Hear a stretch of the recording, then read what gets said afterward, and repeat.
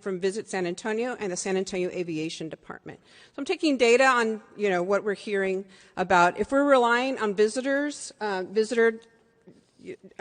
revenue, it's kind of sketchy right now. The next slide I have is revenue from developers and the spurs. These are the other two that was outlined in city manager's memo, right? So we hear revenue from the developers via the TERS. There's still details depending on the type of around the type of development that's going to take place. Will the development cater to a certain socioeconomic class?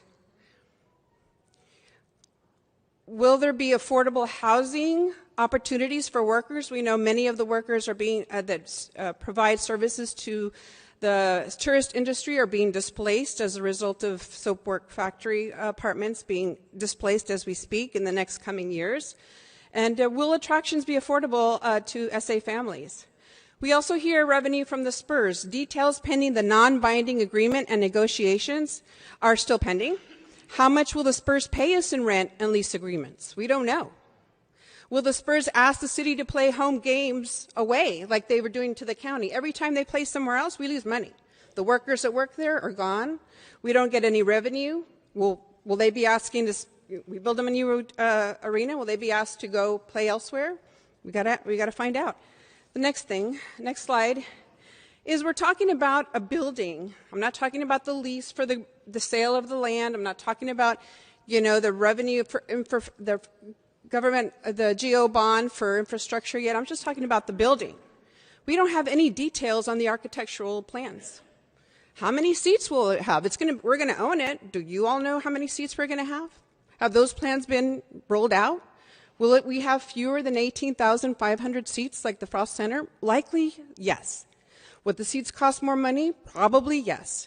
Fortune magazine documented arena deals all across the country in June of 2026 in an article and said all the new arenas had fewer seats and higher prices. Residents were priced out. Is that okay with you? Is that what we want? We don't even know what the building looks like, and we're moving ahead with a consequential cost here. So, next slide. Questions remain for me and for many residents regarding the $489 million. This contribution, San Antonio residents should have a say. San Antonio, why? Because San Antonio's economy relies heavily on tourism, but many national and international factors are affecting its stability. We say nothing's changed since the fall. I venture to say that's wrong. We started a war in February of this year. Gas prices have gone up.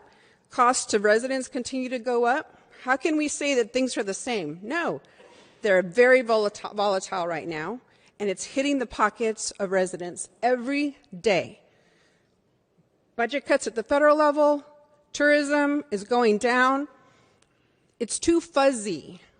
How can we be okay with this $489 million contribution?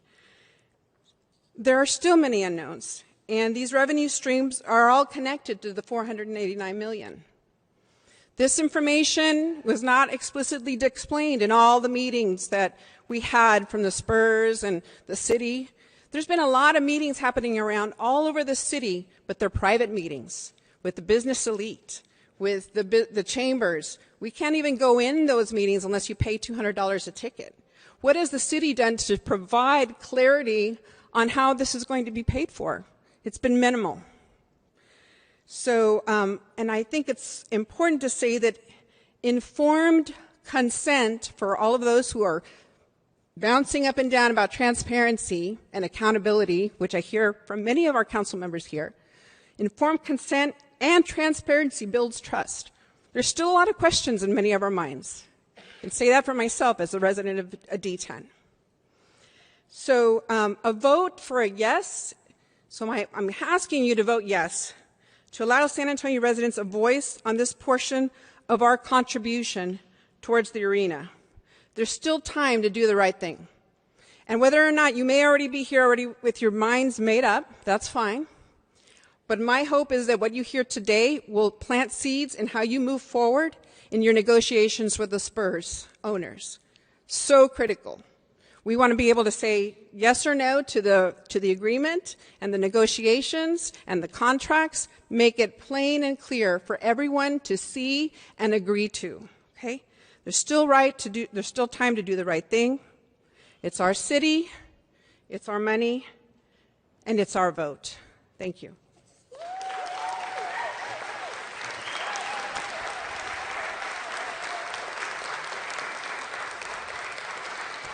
James Anderson, followed by Ed Banis, and then Christine Drennan. Good morning, Mayor and members of City Council. My name is James Anderson. I'm Chairman and CEO of Bartlett-Cock General Contractors. Bartlett-Cock has called San Antonio home for the last 65 years, since 1959, and we've had the privilege of building our community, raise our families, build careers here, and work alongside generations of contractors, architects, engineers, and craftspeople. I'm here today on behalf of Bartlett-Cock, but also I've spent my entire career being a part of San Antonio's construction, AEC, and business communities. We have spent a great deal of time talking to people across our industry and throughout the community about the arena and the broader investment happening downtown, including contractors, subcontractors, engineers, suppliers, educators, workforce organizations, and community leaders. There's real excitement about what this opportunity means for San Antonio, for the construction and AEC community. This investment means more work for contractors, suppliers, opportunities for small business, and jobs and careers for our tradespeople and young professionals. Our industry has an aging workforce and needs the next generation of electricians, plumbers, welders, carpenters, equipment operators, superintendents, project managers, architects, and engineers. Projects of this scale connect the workforce programs, schools, colleges, to real careers and long-term opportunity. But this potential impact goes well beyond construction. San Antonio has an opportunity to make a generational investment in the heart of our city and build momentum, build upon the momentum that's already taking place downtown. We also recognize the magnitude of the public investment being considered deserves scrutiny, accountability, and consideration. These are important decisions involving taxpayer dollars, and they should be treated that way. At the same time, those of us in construction understand something very practical about projects of this scale. Uncertainty has a cost. Companies plan for years in advance. Trade partners reserve capacity. People are hired and trained. Design teams go to work. Material and equipment decisions are made. When the path moving forward changes, schedules and costs change along with it. And businesses become more cautious about committing the people and the resources and will begin to look for other opportunities to pursue. We respect the importance of the public input and process that has brought San Antonio to this point. The Bexar County voters, including the residents of San Antonio, have already had the opportunity to weigh in on the public investment in the new arena. Our hope is that San Antonio can now move forward with clarity and confidence, because ultimately an opportunity of this size is bigger than just the arena. It's about what the investment means for San Antonio. We believe deeply. Thank you. All right. Thank you. Thank you. You can submit the rest of your comments, sir, for the record. All right. Thank you. Thank you. Ed Banis.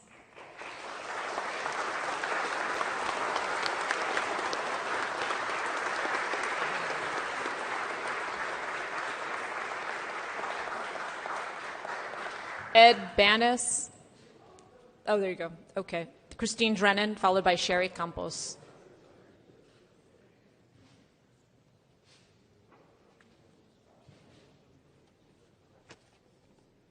Hello.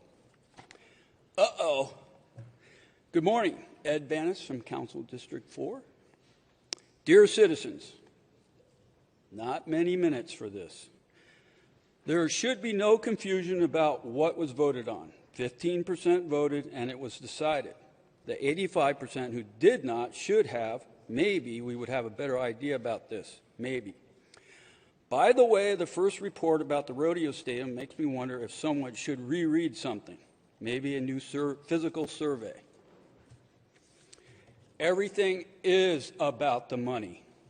Trillionaires should pay $300 billion for their guns and butter, but we all need to cool it on our vices a bit, maybe about $13 to $19 reduction a month so we can pay our bills, all of us. Right now, this country is borrowing $1 billion a day to $2 billion a day. Maybe add $1 billion for each city in the United States of America in alphabetical order. Maybe build 2 big, really big AI centers. AI will never die. Money problems solved. Oop. Excuse me. Jobs for SA. We need a Marshall Plan for our grid, SA grid. We need an Eisenhower SA water plan. We need the biggest recycling plan ever because it's going to get messy no matter what we build. Why do food banks run out of food? Good luck, citizens. Good luck. Thank you. Christine Drennan, followed by Sherry Campos, and then Bobby Perez. Good morning. Renee Gonzalez has contributed 3 additional minutes to make it 6. We're good? Thank you. Good morning, Mayor and City Council. My name is Christine Drennan. I live in District 1. This process has been fatally flawed since the very beginning, and by association, the project is flawed as well. In April of 2024, the Sports Business Journal reported that San Antonio city officials have been trying mightily to keep secret their talks with the Spurs about building a downtown arena, and that officials have signed legally binding contracts that would penalize them for saying anything about the discussions, for even acknowledging that they're considering building a new facility at Hemisphere. By the summer of 2024, the Express News revealed that since 23, over 30 non-disclosure agreements had been signed between Spurs Sports and Entertainment and various government officials, private sector third-party developers, and nonprofit sector entities with anticipated ties to the proposed project that behind closed doors was being called Project Marvel. As the media brought this to our attention, accusations began to fly. We soon learned that the city and Bexar County were fighting open records requests by our various media entities seeking information. And it gets better. The city then went to State Attorney General Ken Paxton for permission not to release the names or the content of the NDAs to the public, to us. They didn't want us to know. Why? Since the very beginning, we've been left out in the dark and told to trust. The process has been fatally flawed since the beginning. At the time, City Council District Number White from District Council 10 expressed frustration with the secrecy surrounding the discussions. He was followed by City Council District Number 3, Villagran, who agreed that we're being left out and we need more information to take back to the public. Since those first days, there continues to be no public information, no formal comment, no opportunity for coordinated input, yet here we are. In fact, the old council might even be proud that we've continued the old ways. Leave the public out of all decision-making, convince us that you have the best interest at heart, twist words around, believing we won't know the difference, tell us that the entire project's being paid for with PFZ funds, and assume we'll believe. As an educator, there has been no public education campaign, so the rumors and misstatements continue to fly. My favorite, that the entire project would be paid for with state sales tax dollars. Give me a break. Even you know that's not true, but one of you was on KSAT 12 last week saying exactly that. You should be embarrassed. The process has been fatally flawed since the very beginning. But we're not your enemies. We are your people, and you are ours. So why are you afraid of us? Why have you never convened us to discuss the project? The Spurs did. You have not. Why are you only using funds that you do not need us to vote on, that you can pass without any public input? Are you afraid? Currently, the deal is not sound. There's too much evidence from other cities that these deals do not return what they promise. So too are there outstanding questions about the viability of the TERS and the PFC to generate the funds needed to pay back the revenue bonds for which you're denying our vote. Show us why it's a good deal, and we will support you. But so far, you haven't done that. Pass this ballot language, and then use the next 3 months to ensure that we vote yes, that we support you. How? By negotiating the best deal in NBA history, a model for future negotiations in other cities, a deal favorable to the team and to us. And I challenge you to imagine a deal in maybe which the city contributes 100 or 150 million rather than 489. Then the money generated in the TERS could go back to the general fund. And instead of just paying back bonds, that is a lost opportunity. A deal that the city, the people of the city are proud of and own because all were included. A deal that we can all get behind because we work together. Pass this language, and then let's work together so that we will vote yes. Thank you.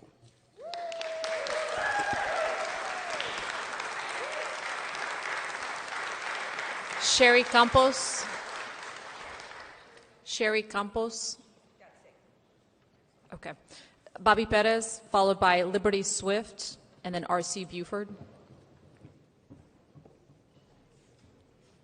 Good morning, Mayor. Bobby Perez. The San Antonio Spurs will be speaking as a group today, and for your record, it's Bobby Perez, Danny Fortenberry, Sean Elliott, Liberty Swift, and R.C. Buford. Thank you. You have 9 minutes. Thank you.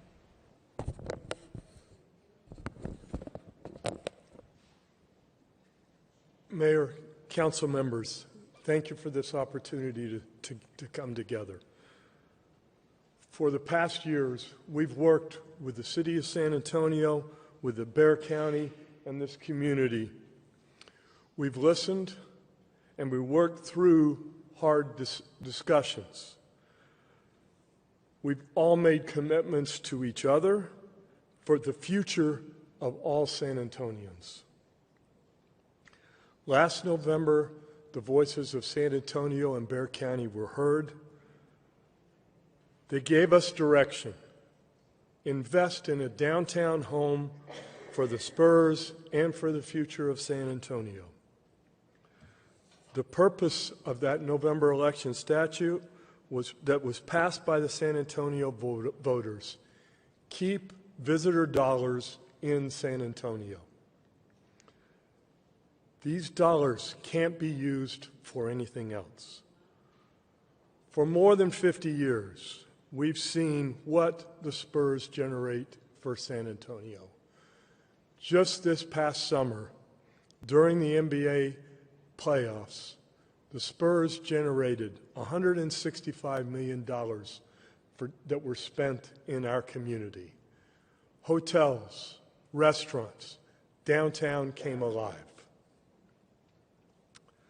The Spurs and our development partners are committing more than $2 billion to this project, as well as covering all cost overruns on the arena. Throughout our history, San Antonio Spurs players have invested right alongside us in our community. Think George Gervin and the George Gervin Academy. Think David Robinson and the Carver Academy. Public-private partnerships work when everyone can trust the process and rely on the commitments that we make to each other. We know there's still work ahead of us. There will be more questions. There'll be more hard discussions and more decisions. We're ready to go to work. We believe in San Antonio. and we're ready to keep building this community together. Thank you. I'm going to pass this to Sean Elliott, please. Good morning, Mayor, council members. I'm Sean Elliott. I'm honored to be here today with a different type of message than the last time I stood before you. And that's simply thank you. Thank you to the council members who have spent countless hours studying this deal, this project.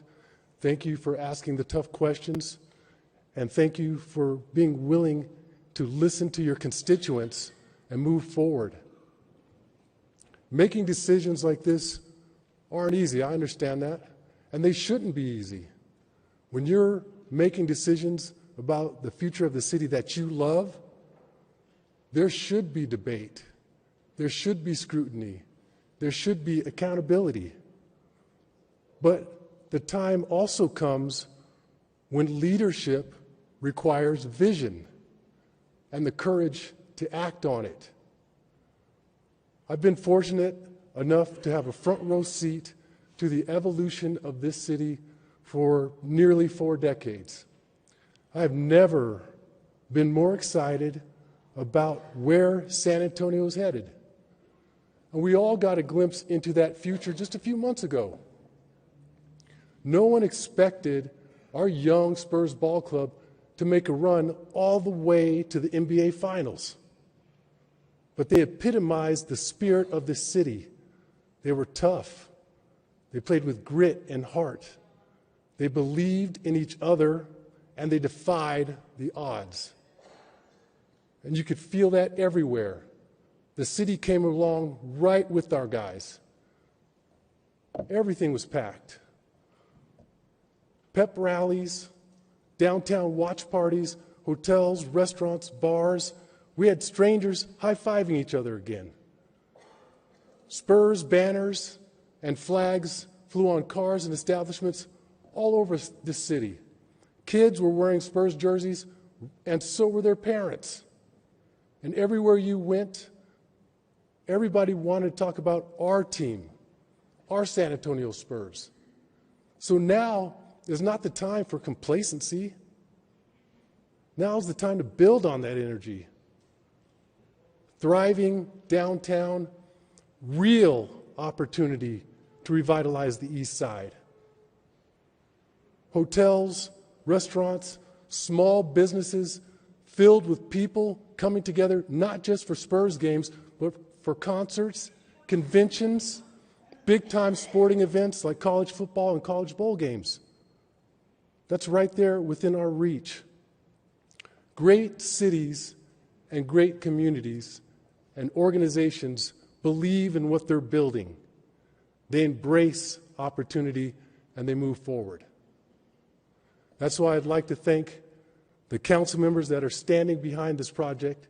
Thank you for realizing what this represents for the future of our city. Thank you for listening and honoring the voters who actually showed up and voted. And thank you for supporting an organization that has proudly worn San Antonio across its chest and represented this city across the world for over 50 years. I appreciate your dedication, your commitment, your passion, and especially your service to this city. But let's keep this momentum going in the right direction. Let's continue to move San Antonio forward together. Thank you, and go Spurs, go.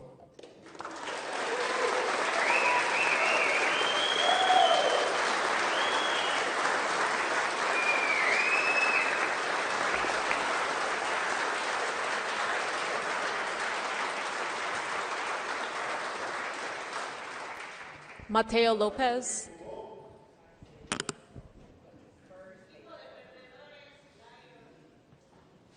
Mateo Lopez, followed by Brett Finley and Graciela Sanchez. Well, thank you, Mayor Jones and the City Council. My opinions are my own. I have been a downtown ambassador for 7 years now, and it's been the privilege of my life. It is the privilege, because when my brother and we were living at the Robert Lee Apartments just up the road from here, our mother was an ambassador. And to be two kids back then, downtown is one big theme park. We used to sneak in snacks at the AMC theaters. I used to walk the lot of what is now the Frost Tower to get to the Dollar General on the other side. And as painful as it is to say, the first night that I was homeless myself, I slept downtown at the corners of Alamo and Nueva, right there at the park. And I slept there because Hemisphere is where San Antonio meets. It's where I truly felt safe. And the ambassadors are asked, they're given so many amazing challenges as they go out there in their cleaning duties, helping the people, the tourists, the locals, the homeless, everyone. And in their personal lives, they have struggled with drug and alcohol addiction, with financial burden, with all kinds of these terrible things. And for people in my time and before me that have come up to our faces and they said, no, you're the burden. You are a waste of money. You don't deserve a second chance. You need to just get lost. And when I'm confronted with that, I think a lot about Ronald Davis. Ronald Davis was just another bum out there in the streets of downtown Chicago. And he died in the dead of winter when I was just starting out as an ambassador myself. And what he told us was, it doesn't matter what my clothes look like, if there's a hole in my stomach, I'm not a bum. I'm a human being. And I try to instill it in our ambassadors that the best days are yet to come, because a poem is never actually finished. It just stops moving. And as we build our cities up, let us think that we are building forever. And if that means, if it's just one arena or just one house, if it's just one ballpark and one new grocery store, the ambassadors belong in San Antonio. The ambassadors are the city. We are the front lines. We are the smiling friends, the smiling faces with a broom in one hand and a bottle of water in the other. And if there's one thing that can unite this council together, whatever side of the aisle you stand on, it is to stand up for the working class. It's to stand up for the smiling faces, the men and women that make this city great. And I hope the best days are yet to come. Thank you very much. Thank you. Brett Finley, followed by Graciela Sanchez, and then Leticia Vela.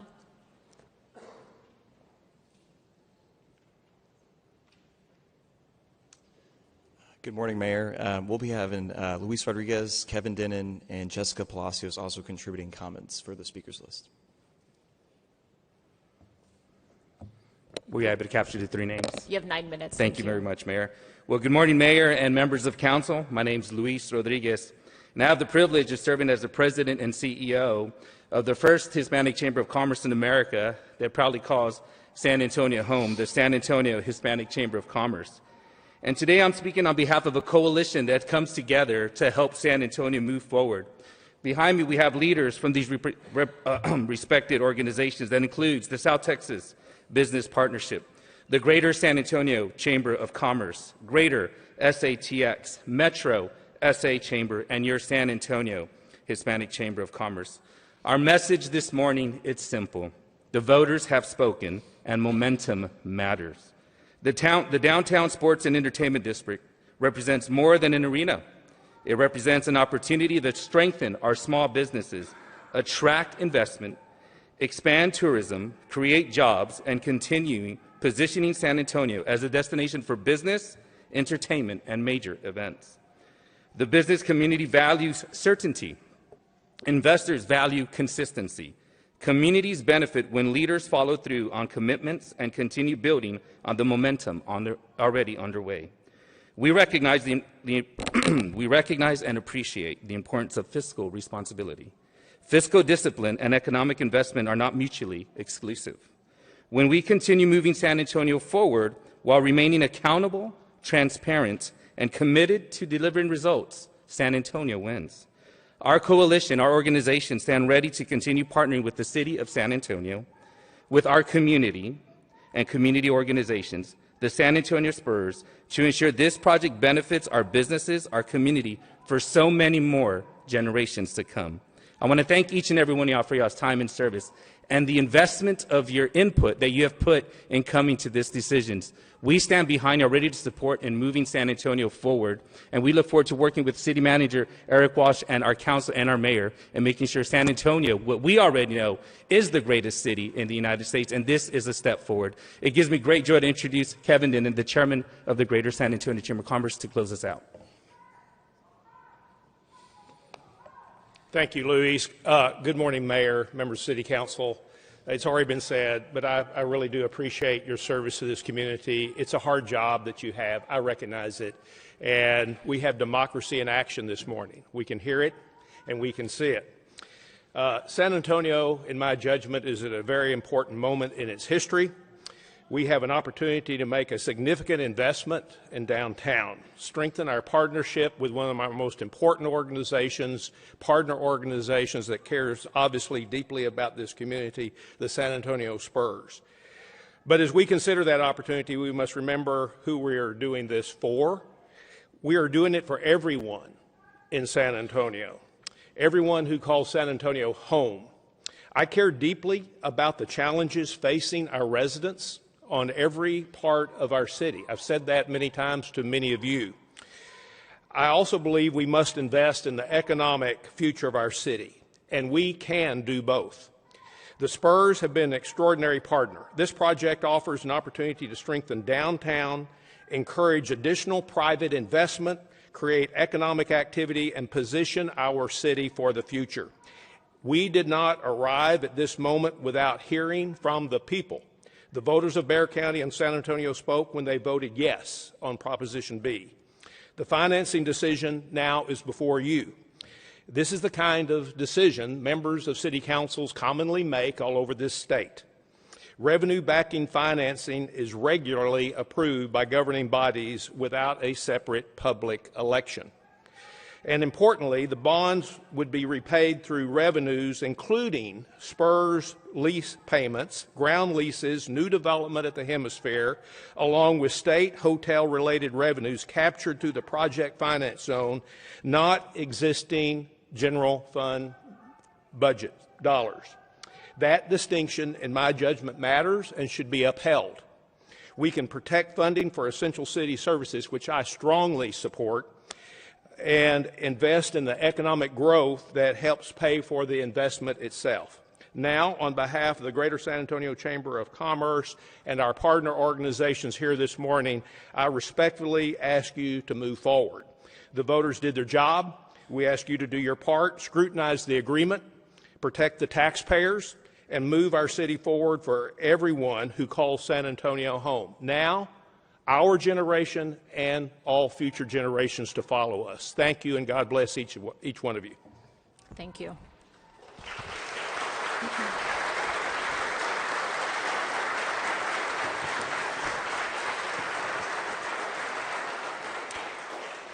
Graciela Sanchez, followed by Leticia Vela, and then Susan Strawn. I am getting 3 minutes from Kat Delgadillo and Gloria Ramirez as well. Do you want to raise your hand? Kat Delgadillo, 35. Kat Delgadillo. Kat Delgadillo. 35. And Gloria Ramirez. Gloria Ramirez. 29. Thank you. You have 9 minutes, ma'am. Good morning, Mayor Jones and members of the City Council, including my own, Terry Castillo. My name is Graciela Sanchez. I am a lifelong San Antonio resident, a West Side resident, and executive director of the citywide organization Esperanza Peace and Justice Center, turning 40 next year. I want to begin with something very simple. We are not asking you today to vote for the arena. We are not asking you today to vote against the arena. We are asking you today to let the people of San Antonio vote. In response, we are told two things. First, The people already voted. Yes, they did. In November 2025, Bexar County voters voted on the county's contribution to a new Spurs arena. We respect that vote. We are not asking anyone to undo it. But that was a vote of Bexar County residents on the question of whether the county should contribute $311 million to finance the Coliseum and the arena. What we are asking is to allow San Antonio residents to vote on whether the city should contribute $489 million to the arena. Those are two different questions. County voters answered the county question. Now let San Antonio voters answer the city question. The second response to the call for a city vote is that the $489 million isn't taxpayer money. It will be raised through lease payments, the PFC, development revenues, and other designated sources. But this argument is insulting. Proponents of the arena hope that the new revenues will be enough to fund most of the city's contribution. But this is just a hope. If or when the new revenues fall short, the city will still be obligated to pay the $489 million, and this financial commitment is a public resource that otherwise could be used to fund other public needs. Let's not forget how just recently we had to rescue the Grand Hyatt during COVID when they couldn't pay us back. And there are important questions about this use of public resources. What public resources are being committed? We're hearing $250 million of the $440 million for next year's 2027 bond.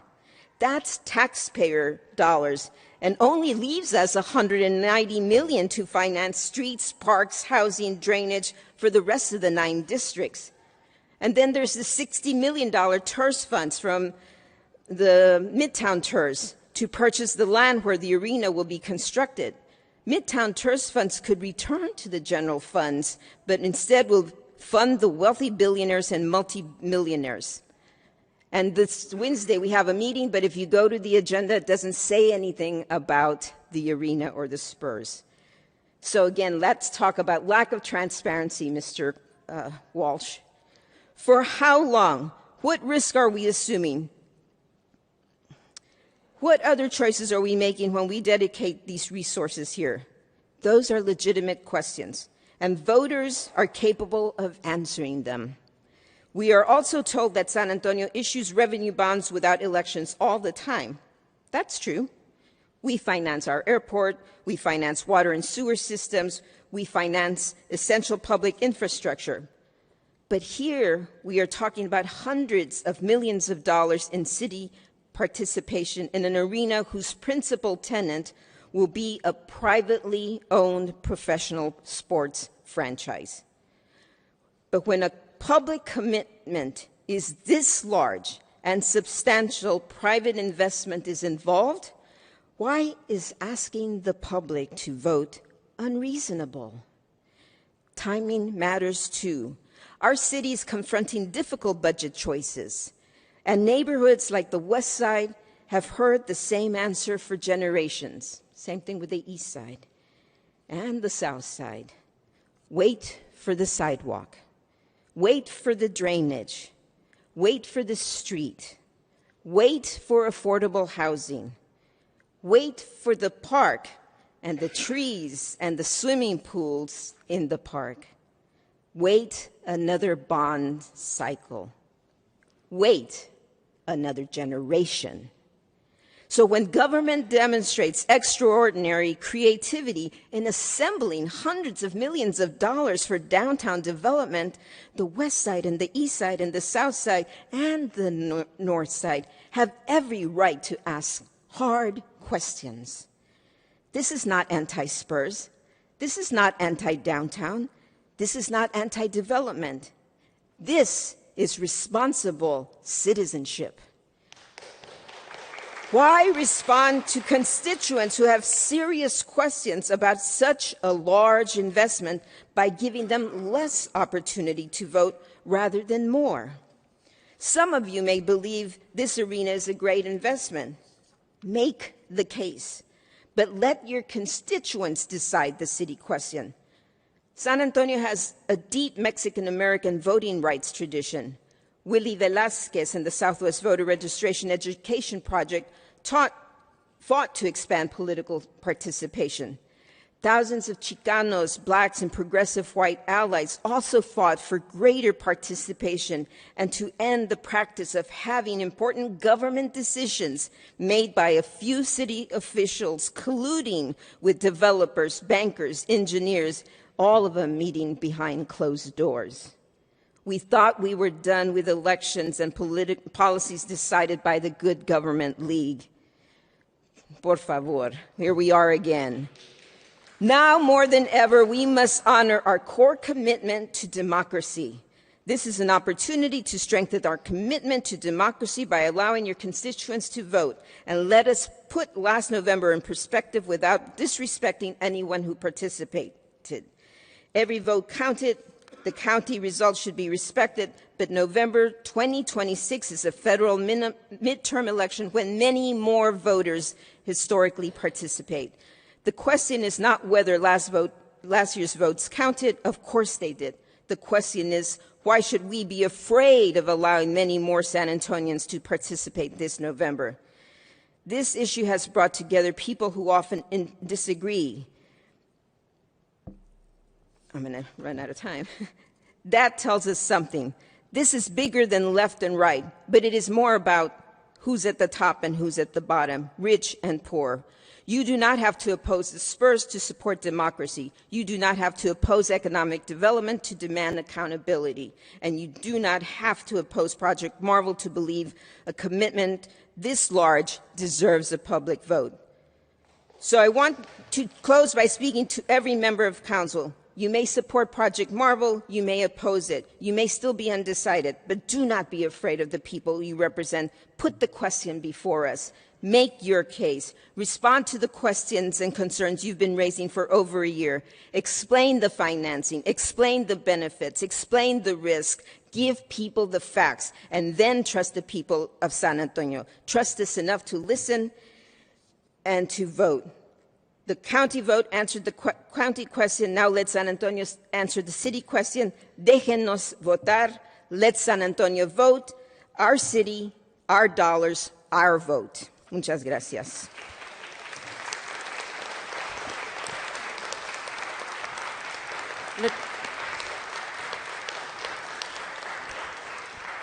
Leticia Vela, followed by Susan Strawn, and then Aram Merez.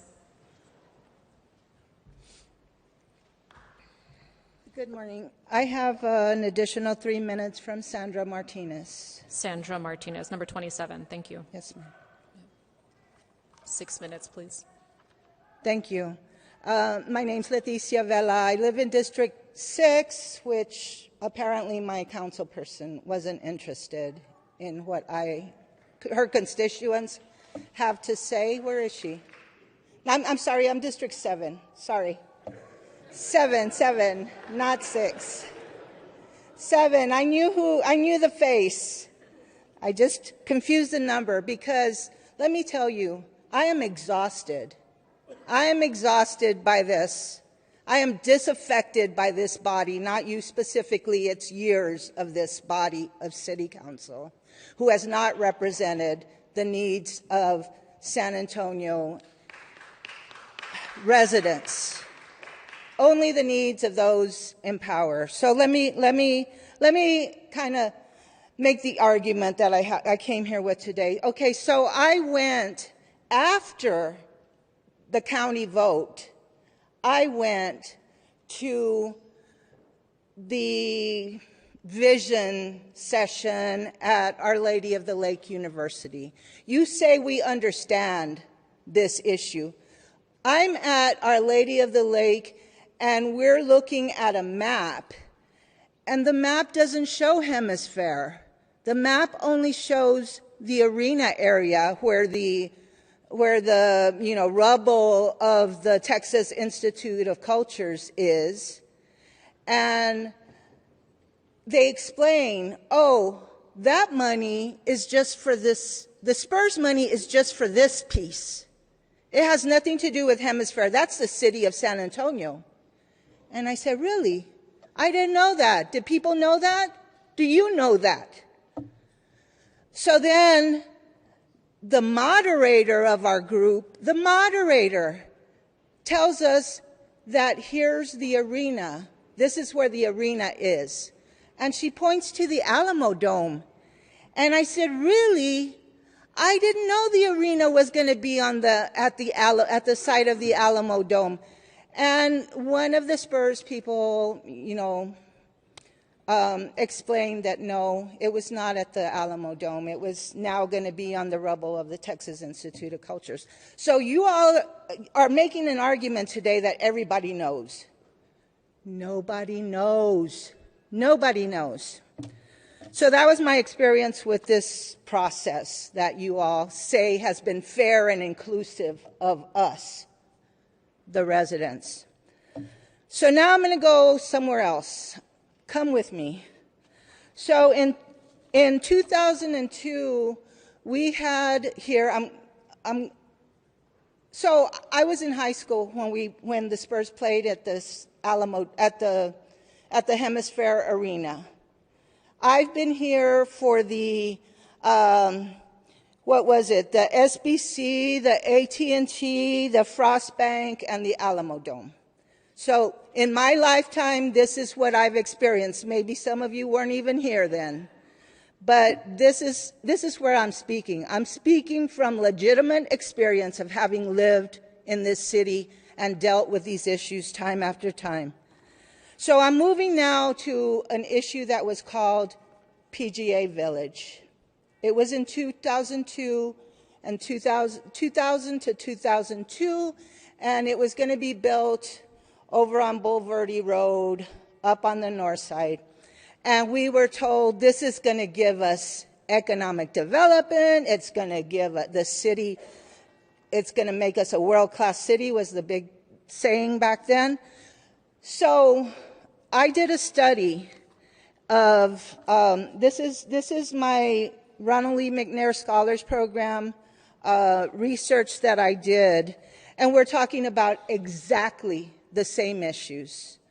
Exactly, the economic development, the jobs, and on our side, the need for giving public money to billionaires.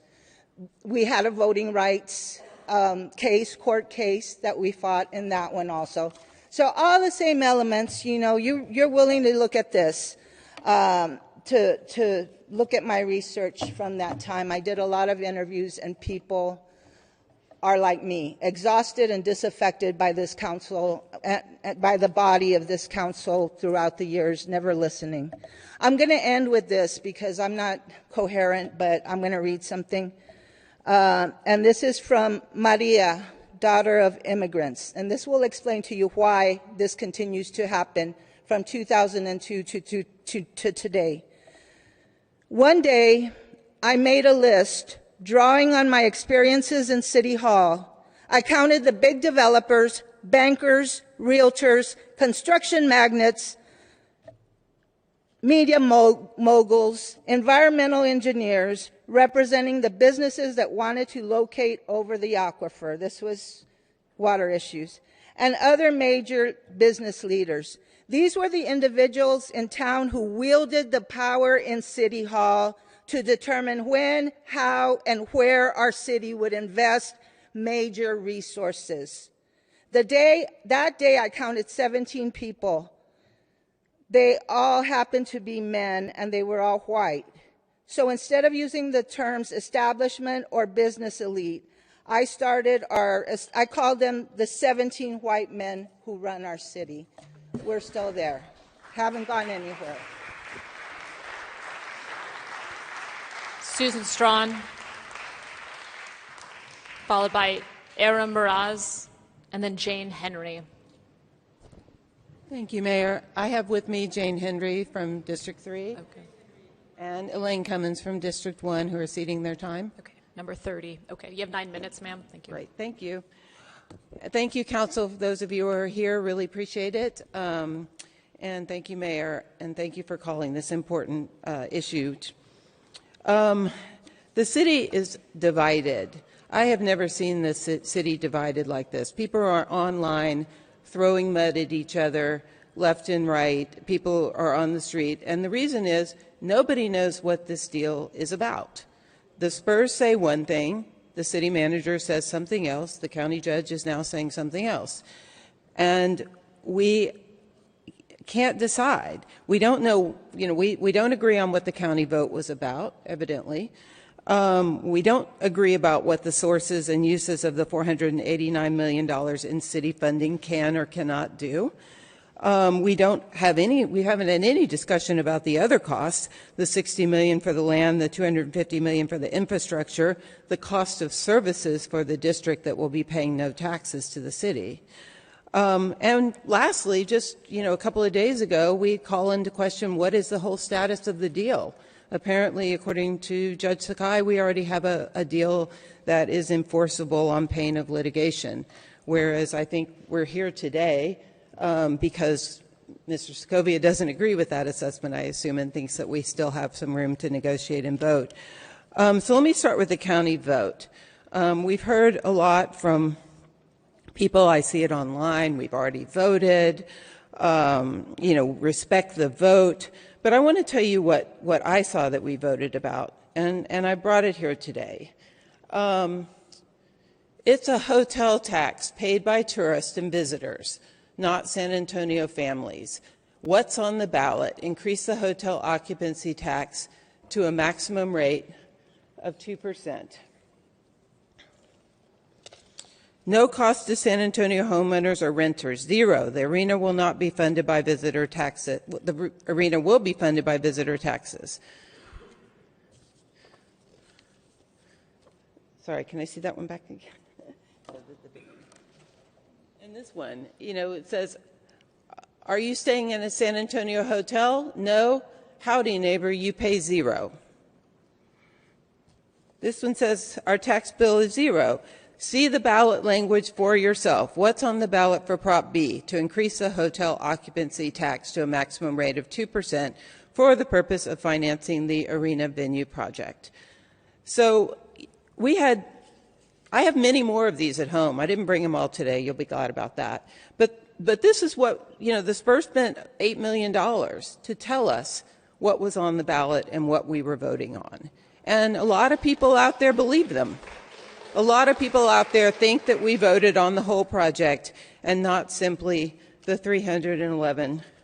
So, how can we sit here today and say we already voted? And I'd like to bring to your attention what Nelson Wolff said about this. When you're talking about raising our property taxes to finance more debt and raising our property taxes for the general fund, he said, it's hard to ask for a property tax increase because the whole argument during the Spurs Arena campaign is that we're not using local property taxes to pay for this.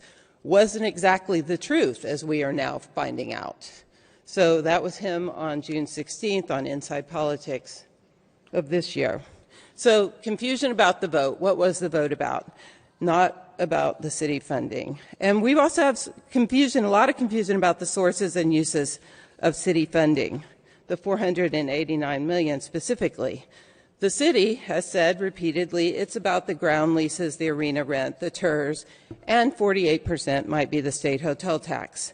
The Spurs have said repeatedly that it's only the state hotel tax. There's no talk about what those funds could substitute for. They say it can't be streets, can't be anything else, only the arena. So this is from the city. It lists all the parts that go into the 489, only 48%. This is the letter that Mr. Buford wrote, which says the city contribution comes from visitor-based revenue collected at the state level that is legally restricted to venues and tourism-related projects. It cannot be used for any of these other things. Now, what we hear from the city, again, is that it can be used for other things. It could be used to finish It could be used to expand the convention center. It could be used to renovate the Alamo Dome. It could be used for the infrastructure that you want a bond for, a $250 million property tax bond. The PFC money could be used for that. It could be used to finish Tower Park, that Hemisphere wants to ask for $37 million of bond money, property tax bond. The PFC could go to that, but we're not hearing that from the Spurs. And here's the slide that my friend Monica Cruz referred to earlier. This was displayed at the Spurs public engagement meetings. Bexar County voters approved $300 million. Yes, $311 million, absolutely. City of San Antonio facilitates $489 million in state of Texas hotel occupancy taxes, which are paid by hotel visitors. There's nothing on that slide about the TERS. There's nothing about ground leases. There's nothing about rent. It's only about the hotel tax, because that side of the aisle wants everyone to believe that this whole thing is only being paid by visitor taxes. And I'm telling you, I'm online a lot. There are a lot of people out there who do believe that because of this. And I brought this slide. I attended the second meeting. I brought this slide to the attention of the facilitator of that meeting, and he said he would relay that to the Spurs. This slide was taken, I believe, at the fourth meeting, and this slide continued to be displayed at every meeting after, despite being told that this slide was only, as Monica said, a half-truth, and I might characterize it as a 48% truth. So, you know, and we've continued to hear that today, that the PFC can't go to anything else. So let's talk about the TERS. And again, we have a difference of opinion. If we go back a couple of sheets to the city's presentation, the city says that the TERS that will go to fund the arena includes taxes from existing development. The Spurs have said it's only from the Spurs development. Bobby Perez said in October 6th of 2025, the only people that are paying taxes in the TERS will be the San Antonio Spurs. So let's make that true, but it isn't true at the moment. The TERS also includes other private developers that are not connected to the Spurs. The CSL consultant during the B session last year said there's a tremendous amount of interest in developing all around this district. If that's true, the city costs are going to be very high for policing this district, providing fire, providing street maintenance, providing sanitation, and it will collect no taxes from any of these developers, regardless of or whether or not the money is coming from the Spurs. So again, my point here is not to debate the facts, but to highlight that we have different facts coming from different people to this day, and there's not been any clarification in the public's mind of where this money is coming from and what are the opportunity costs and what are the direct costs of this project. So, and as I said, there's an additional $310 million in city contributions plus the cost of services for the district that are not even included in that $489 million. The $60 million for the land purchase from the Midtown TERS, undeniably that money could go back into the general fund. There's $18 million in cash sitting there, according to the latest comptroller report. That could go a ways towards alleviating the need for a tax hike. It's generating $12 million a year. That would go a ways towards alleviating the budget deficit. The $250 million for infrastructure, undeniably repaid by property tax, is now estimated to be over half of our bond capacity.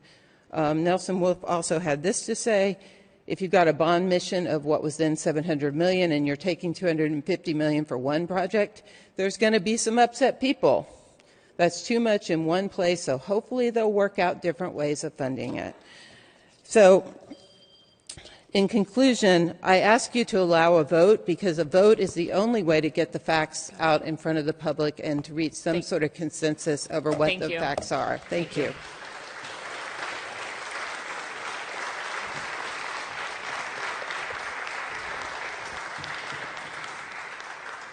Abraham Miraz, followed by Martha Spinks, and then Det Cole.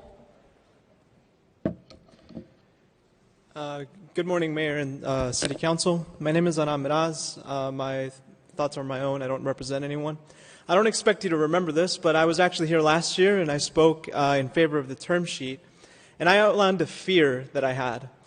I was afraid that endless debate and endless discussion were ultimately going to kill the project. And I fear that that's coming true. Because even though we've already had an election that involved the county and the city, we're still debating whether we should have an election. The sensation that all of this has given me is that, in particular, the mayor wishes that this project would just go away, that something would kill it, an election, an economic study, so she wouldn't have to manage it. But that's not going to happen because the voters decided and they approved of the investment. The sensation that I get from the mayor is that she can't govern. And that's why she wants this project to die. Because she knows she can't get the best possible deal. She knows that when it comes to the details, she's not going to be able to get the most of it. She can't control her own office staff. How are we supposed to expect that she can handle the most ambitious project in the city's history? I understand it's difficult. I understand that these sorts of investments are going to be hard. But that's when government should step in and be ambitious and provide projects and plans that are going to stimulate the economy, energize the city, provide stability and jobs. Order, please, please. Let's be respectful. These types of investments are how we got the Riverwalk. It's how we got Hemisphere. It's how we got the Spurs.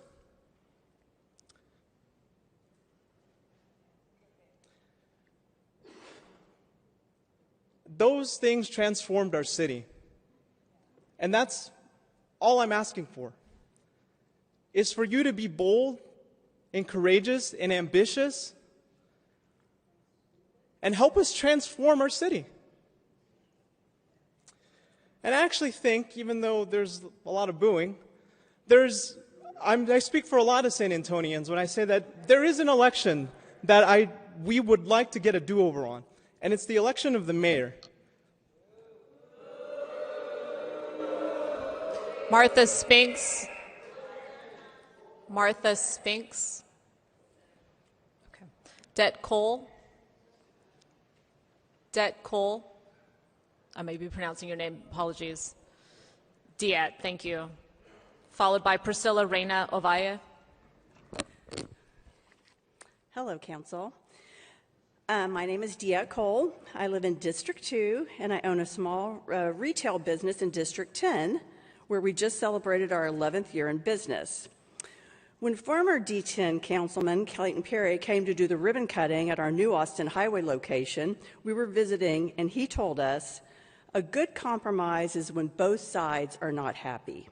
With the arena deal, we don't have a compromise. Everyone loves the Spurs. Our family is no exception. Our house hollered and cheered with every winning basket and more in the morning after the close losses. The immense value they bring to their San Antonio home is undeniable. You can love the Spurs and you can want a fair deal for San Antonio's citizens. Both things can be true. Project Marvel's cost is too great. This was not a transparently and inclusively negotiated deal, and as a result, clearly, it has left our citizenry torn in half. Recently on a radio show, our current D10 councilman said, the $489 million might not help my business, but it will help the city in the long run. Where's representation and voice for businesses in our district? Sure, out-of-town visitors may help my business. An arena replacing an arena we already have with less seats is not bringing any more visitors to town. PFZ money could be instead prioritized for expanding the convention center, which would bring more visitors to town who are in town long enough to discover other areas to explore and spend money. Respectfully, I ask each of you, let's strike a fair compromise by letting San Antonian citizens' voices be heard, by giving them the opportunity to vote. Do the right thing. Let San Antonians vote. Thank you. Thank you. Priscilla Reyna Ovaya.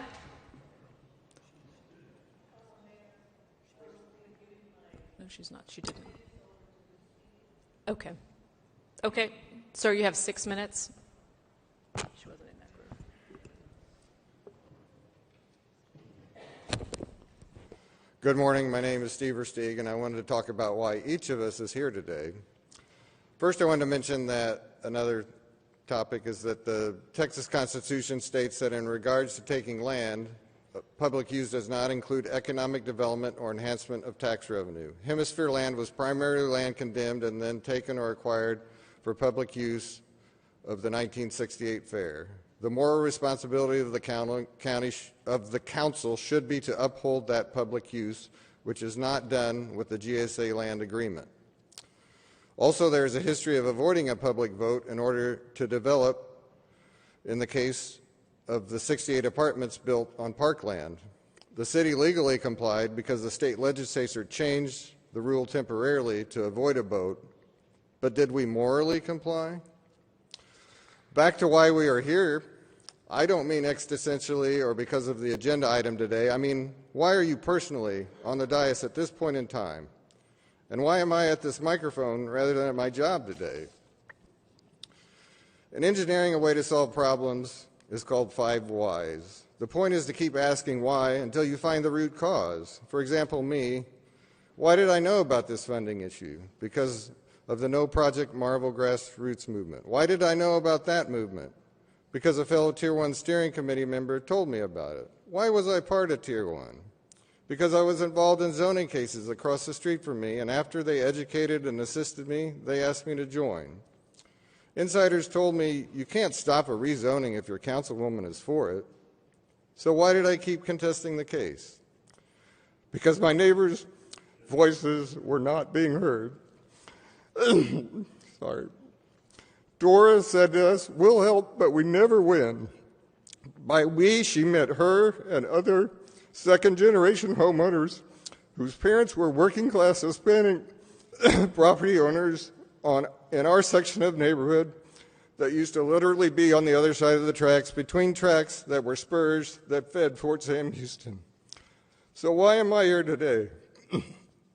Because I wanted to get engaged with the workings of my city, because I wanted the voices of those not regularly connected to governance of the city to be heard. Why is each of you here? So ask yourself, why are you here? I assume that somewhere in the middle of asking yourselves why, the answer would be caring for other people. It is common for people that don't really know you, of course, to doubt your sincerity. Great mistrust for politicians' motives is there because actions speak louder than words. I don't doubt that all of you care. I really don't. So I'm asking you to ask yourself why you care. Why, whether at an early age or later age, you started to care about governance. So think back to before you thought of running for office. Why were you involved? Why did you follow the issues? Did you have a family member that sparked your interest? Did you see someone who wasn't being served properly by the government? Did you see an inequity or an unfairness? Who was that person or group of people that you can put a face to that is the origin of the story of why you are here today as an elected official? Think of yourself back then and think of telling those people that inspired you to serve about today. Telling them about funding that, aside from the airport, is the largest city funding for a single facility ever, even adjusted for today's dollars. How would you tell them the legal facts are that citizens don't have to vote? How would you tell them that those people that inspired you, would they agree that you are smart and you don't have to give all the voters a choice? Would they say it's okay that we already had a different vote about less money on the same project? Would they say it's okay if the promised vote on the bond isn't really going to happen because the term sheet is finalized before that, because the pesky project-specific infrastructure bond just sounds problematic to the city attorney? Would those that inspired you say it's okay if voters didn't get to vote that they didn't get to vote on what they really thought they voted on? Would they say that the average person can't understand these big funding deals? Would they say it was okay to deny voters a choice on Hemisphere Parkland? So if it was okay then, it's okay now. We had a neighborhood president who did not respect a neighborhood vote. and that scarred our neighborhood. They are lasting scars that will always foster mistrust. I could never go back and tell Dora that I thought people shouldn't get a vote. It would just be wrong, morally wrong. No matter how you vote today, people will thank you. Think of the people who inspired you, not your mentors, but the people you cared about when you started down this path that got you here today. Would they thank you?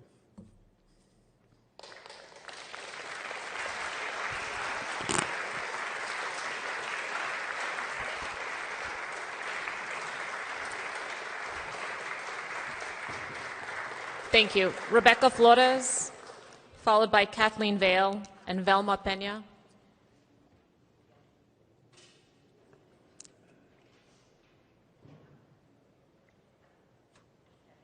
Rebecca Flores. Okay. Okay. And Velma. Okay. So you have 9 minutes, ma'am.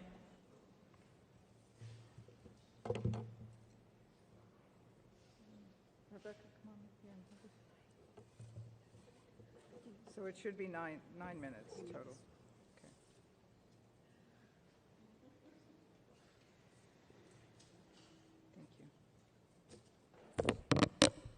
Good morning, Mayor, council members, friends, and fellow San Antonians who are here today and watching online. I'm back here again, and I thank you for the opportunity to speak to you again, representing myself. My name is Kathy Vale. I am a D1 homeowner in the Ridgeview neighborhood, living on my childhood street in a working-class neighborhood built in 1955. I love my neighbors and the Ridgeview community. I began paying attention to Project Marvel 2 entire years ago when Dr. Christine Drennen's op-ed was published in the paper, Downtown Mecca Cuts Out Community. That was 2 years ago. I am deeply rooted in civic engagement and voter participation. I served on the Mayor's Commission on Voting, and I am the Vice Chair of the Bexar County Elections Advisory Committee representing Precinct 2. I register voters and I work elections. I want to begin by thanking Mary Jones for creating the Mayor's Commission on Voting and inviting me to participate. These were 8 weeks of demanding work that resulted in our 56-page report released last month. Every voice, every neighborhood, a bold vision for civic participation and voting in San Antonio. Our work has been applauded throughout the community, and I just want to take a moment to bring your attention to the editorial by the Express News, July 15th. Such civic engagement is a noble goal and should be supported. The fewer barriers to voting, the better. I'm very proud of the work we did. And a little more of that positive civic energy and inspiration would be very much welcome right now to replace the rancor and division ripping through our city. I welcome it, and I offer my work and expertise and experience to assist in that effort. Why? Because the people of San Antonio deserve the opportunity to vote on a downtown project of this magnitude. Not because we're against the Spurs, we're not. Not because we're against downtown, we're not. Not because we're against financial investment, we're not. And certainly not because we are against or afraid of transformation. We are not. We are advocating for the right to vote in 2026 because this is a transformational, generational public investment, and all the people who will experience either the windfall success or the financial consequences deserve a direct vote in the decision. I attended all 5 of Mayor Jones' listening sessions. Is there anyone else in the room who can raise their hand and say they were there for all 5 sessions? I listened carefully. I talked with people I didn't know. I heard arguments on both sides. It was excellent civic engagement. I heard fiscal conservatives stand up, primarily in D9 and D10, and this is what they said. I didn't vote for you, Mayor, but I support you on this issue, and I'm grateful for the hard work you're doing to get some answers. Keep going. So I remain perplexed. Today. If this is such a transformational opportunity for San Antonio, why are so many council members determined to prevent San Antonio from voting? That question deserves an honest answer. Who bears the financial risk? Under the proposed financing structure, the city of San Antonio would issue up to $489 million revenue bonds for the arena construction. We have been told these bonds will be supported by the Spurs Arena rent, ground rent from private development, Hemisphere Tours revenues, and project finance revenues. Let's be very clear. The city issues the bonds, and the city assumes the debt. And some of those revenues depend on future development, tourism and hotel activity, and projections existing decades into the future. The proposed term sheet contains obligation and guarantees associated with certain revenues and the $1.4 billion private development. But that is not necessarily the same as if it said, if projected revenues don't materialize, the Spurs will make the San Antonio whole for every dollar of debt service. Those are two very different propositions. We've heard that San Antonio has issued revenue bonds without requiring a public vote. Absolutely true, but context matters. There's a profound difference between financing a public utility, a water system, airport, and issuing hundreds of millions of dollars in public debt connected to a project with enormous private benefits for millionaires and billionaires. That distinction matters today to taxpayers, and it should matter to anyone who calls themselves a fiscal conservative, including council members sitting on this dais. I've listened to concerns from people across the spectrum. Liberals are concerned. Fiscal conservatives are concerned. Neighborhood activists are concerned. People who love the Spurs are concerned, and I love the Spurs. People who have never attended a Spurs game because they could never afford to buy a ticket are concerned. Why? Because the project is very complex. It has not been well explained, and now it brings together people who do not ordinarily agree on very much. The question isn't, do you love the Spurs? I do. I still have my row 4 ticket stub from the 1976 game when the franchise started playing at the old convention center with the Iceman. The question isn't whether we want a downtown to succeed. Of course we do. Most of the people I speak for today come from generational San Antonio families who helped build this city with muscle, sweat, and grit. Who pays? Who benefits? Who bears the risks? And who gets to decide? Nearly 50 years ago today, San Antonio confronted another fundamental question about political power. It was November 1977 when San Antonio voters approved the historic move from an at-large city council system to single-member districts. It passed by less than 3% of the vote, and it was not inevitable. Nothing was given to the black and brown communities in this town in 1970s, fighting for representation against an Anglo-dominant good government league. People who had very little dedicated themselves. They registered voters. They organized. They went door to door. They held backyard carne asadas. They fought like hell for political representation. Why do I know this? Because my father was one of those people. Because those meetings were held in my home by many of the people you see on this display right now. I lived that as a child, and it's ingrained in who I am. They understood something fundamental. No one was ever going to hand them anything. If they were going to win, it was going to be at the ballot box. They believed in Willie Velazquez's vision that representation is meaningless unless elected officials are accountable. That legacy is bigger than any change in the city charter. Did my representative listen to me? Did they explain the decision? All of that is accountability. So when people say we already elected you to office to make decisions, I respectfully respond, you were elected to represent us, not to eliminate our vote. Sometimes the most accountable thing that an elected body can do is to ask the people. Today, I'm here to ask you to let us vote, and we will accept the result and move forward, because that is democracy. The people of San Antonio, whose voices I stand for today, are not the obstacle to future. We are the future of San Antonio. We stand in solidarity, asking for something better. Give us a better deal. Thank you.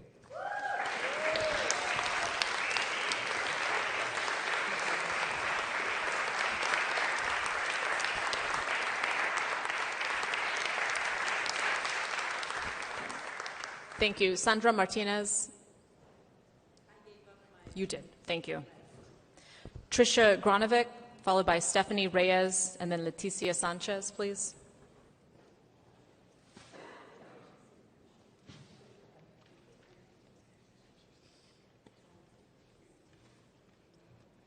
Hello. Good morning, Mayor, City Council. We've heard a lot from all of our neighbors this morning already, so a lot of facts and statistics. I'm here to make an emotional plea. I'm a fourth-generation San Antonian. I have been a lifelong Spurs fan. I'm a D8 resident. I've owned my home there for 20 years. I love my Spurs more than anything, and this is not a fight about the Spurs. This is an argument about democracy. This is what democracy looks like right now in San Antonio, Texas. And I was pleased to join a coalition of concerned citizens, like Kathy stated, fiscally conservative, liberal, Democrat. It doesn't matter. This isn't about politics anymore. This is about representing the will of the people. And I don't know about y'all, but I saw a lot of these people at the listening sessions that the mayor was holding, but I didn't see any of the folks on the dais, at least at the sessions I was at. So when I hear certain members of the council say that their residents want to just go along and get along and they don't want to vote, I think that's disingenuous and I think that's dishonest and I feel disrespected, honestly. I feel very disrespected at the lack of transparency at this deal from the get-go. I'm like Kathy. I learned about this 2 years ago, and I've been wanting information for the last 2 years. And when I see things just kind of floating around and there's all this misinformation. I mean, there's a reason that we have a lack of trust in our government in the year of our Lord 2026. And it's because we elect people and we want them to represent our values. And when we try to communicate those values and wishes and then we get suppressed and told, no, we don't need another vote. And it's not another vote. We never voted on the city money. We voted on the county money. So this is a very emotional situation, I think, for a lot of folks. And I would like democracy to work as it should, where the people's voice is heard, and let the chips fall where they may. We shouldn't be afraid to vote. If it's such a good deal, then let's vote. Let's see what happens. So thank you for your time today.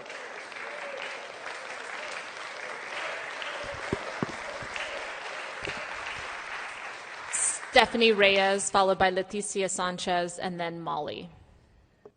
Good morning, Mayor and City Council members. My name is Stephanie Reyes. I am proud President and CEO for the Real Estate Council of San Antonio. That is an organization that represents the commercial real estate development community, or as I like to call them, our community builders. San Antonio should not put the brakes on one of the most significant economic development opportunities our city has seen in decades. The public has already participated in the broader arena funding decision. The financing structure is established. And the appropriate role now is to ensure accountability and execution, not introduce another level of uncertainty. San Antonio voters have already had an opportunity to weigh in on the broader public investment associated with the Spurs Arena, and we believe it is time to respect that decision and move forward. The proposed downtown sports and entertainment district represents a transformational opportunity for our city. It can create new development opportunities, support local businesses, attract public investment, and create thousands of jobs. It can strengthen downtown and generate economic activity that benefits San Antonio for years to come. But major real estate and economic development projects require certainty. Another election risks creating unnecessary uncertainty for developers, investors, businesses, and others who are making decisions about opportunities in and around the district. Rather than reopening a decision that has already been extensively debated, our focus should be on moving forward and making sure the project delivers for San Antonio. We can have accountability without creating another hurdle to progress. San Antonio has an opportunity to move forward with confidence and turn the investment into real economic opportunity for our residents and our businesses. REXA urges City Council to allow the process to move forward, focus on execution, and ensure this project delivers the jobs, investment, and economic growth San Antonio deserves. Thank you so much. Thank you. Leticia Sanchez, followed by Molly, and then Rebecca Galvan.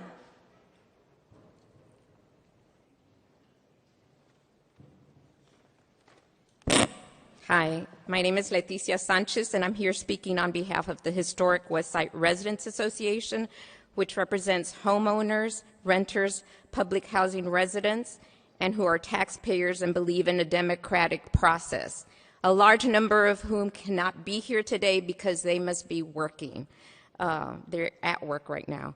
We come here today united as neighbors, families, and lifelong San Antonians to demand that our City Council give us the right to vote on the $489 million the city wants to hand over for a new Spurs arena. This is our city, our money, and our future. Decisions of this scale must belong to the people, not to backroom deals, political insiders, or City Council members alone. We've built the city with our labor, our culture, and our love for community. Now we're standing together to say loud and clear, put it on the ballot and let the people decide. We've heard from those who want to push this deal through, including City Council members, that we've already voted on this issue, but we haven't. This is city funding that we're talking about. At a time when our city is experiencing a budget deficit and many of our working class residents are struggling to feed their families and keep their utilities on, city staff and billionaire developers are pushing to take out bonds to support a project that will not help to lift our residents out of poverty. How can we talk about funding this project when we are being told that many city services will be cut back due to the deficit? Why do our residents continue to go without while the wealthy continue to get more? Today we are here to ask our City Council, what is the objection to allowing taxpayers to vote on this issue that will impact them? This has been a project planned behind closed doors that residents did not know about until deals had been made and non-disclosure agreements had been signed. We are now demanding that we get an opportunity to have a say on this issue and how we spend our city funds. We ask, and I want to also mention for all of the people who continue to say that this is not taxpayer money, please do your research, because you must learn how city funding operates and not just believe postcards that are sent to us that the Spurs company sends to us. We ask that our City Council provide us with the opportunity to participate in a democratic process and vote yes. And remember, we also will be voting for a mayor, so any of you aspiring to become the next mayor, we're watching you. Thank you. Molly, followed by Rebecca Galvan, and then Mary Cabral.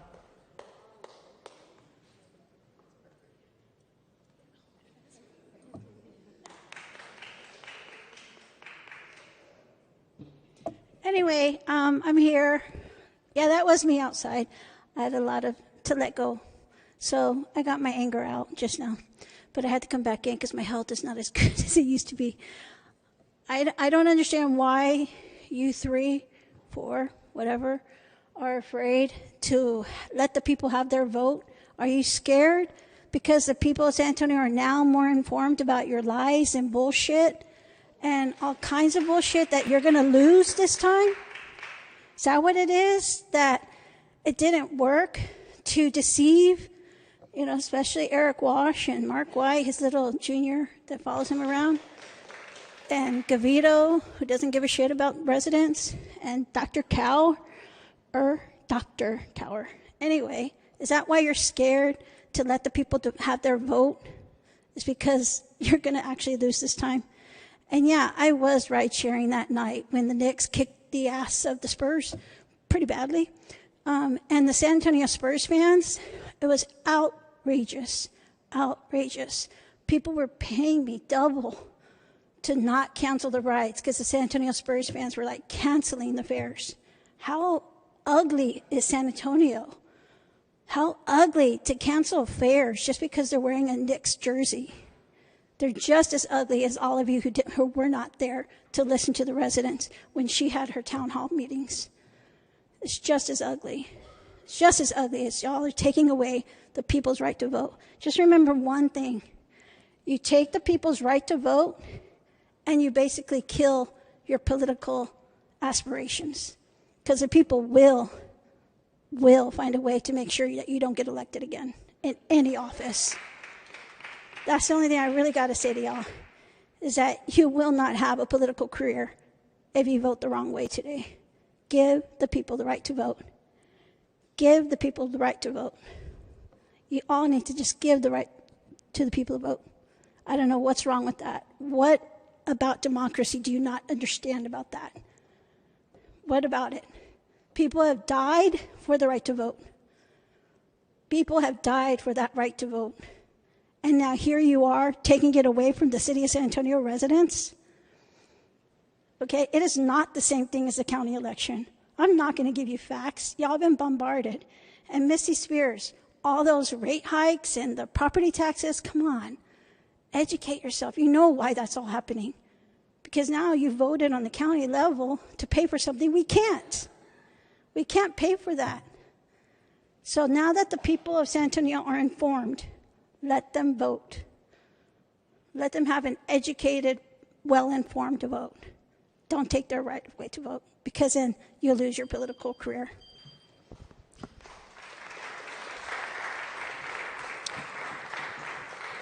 Rebecca Galvan, followed by Mary Cabral, and then Matthew Mesa.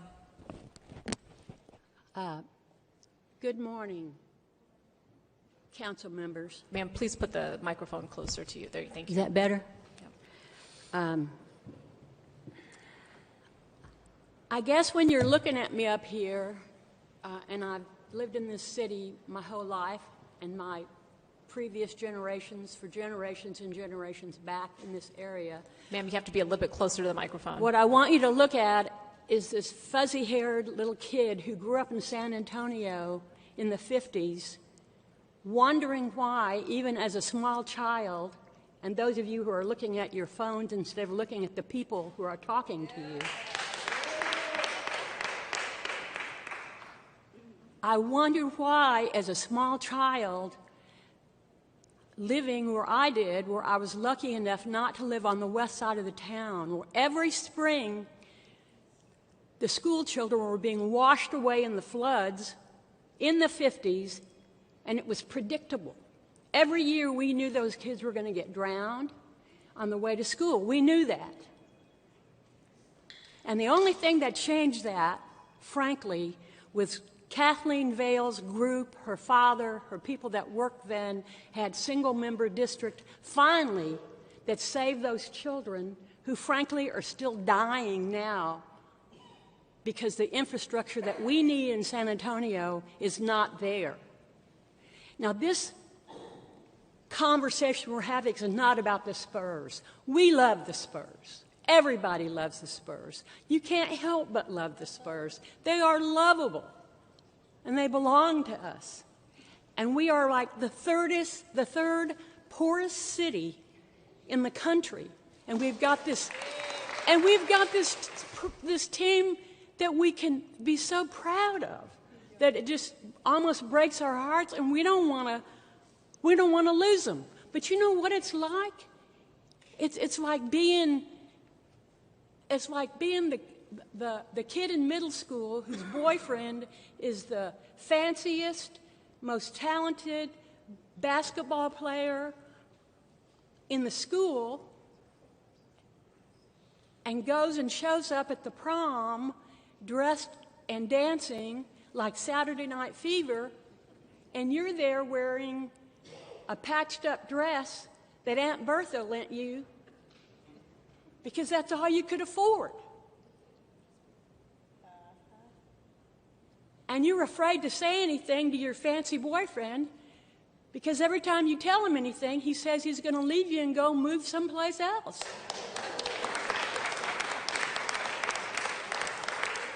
And I'm sorry, you guys, we love you. But quit threatening us and quit extorting us. Thank you, ma'am. And quit owing us $2.5 million. Thank you, ma'am. That nobody wants to ask them to pay us back because we're afraid. Thank you, ma'am. Thank you, ma'am. Well, If you have prepared, ma'am, if you have prepared remarks, you can leave. You can provide them for the record. And thank you, ma'am. That's what I want to do. I want to thank you, ma'am. Thank you, ma'am. Mary Cabral, please.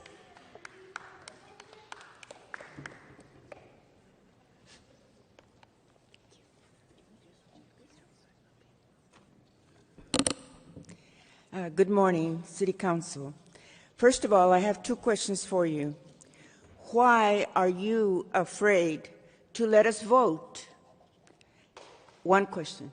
Second question, do you know that that is called voter suppression? Have you ever heard of that? I never thought, as City Council, that I would be saying this to you, and I respectfully say it. My name is Mary Cabral. I was born and raised in San Antonio, Texas, and I am a retired high school teacher. And I'm also here because, like thousands of other neighbors, I want our city to have a government by the people, for the people, and not one that places the interest of billionaire developers ahead of working class families. I want a city government that functions with transparency and not behind closed doors, meeting with representatives of developers.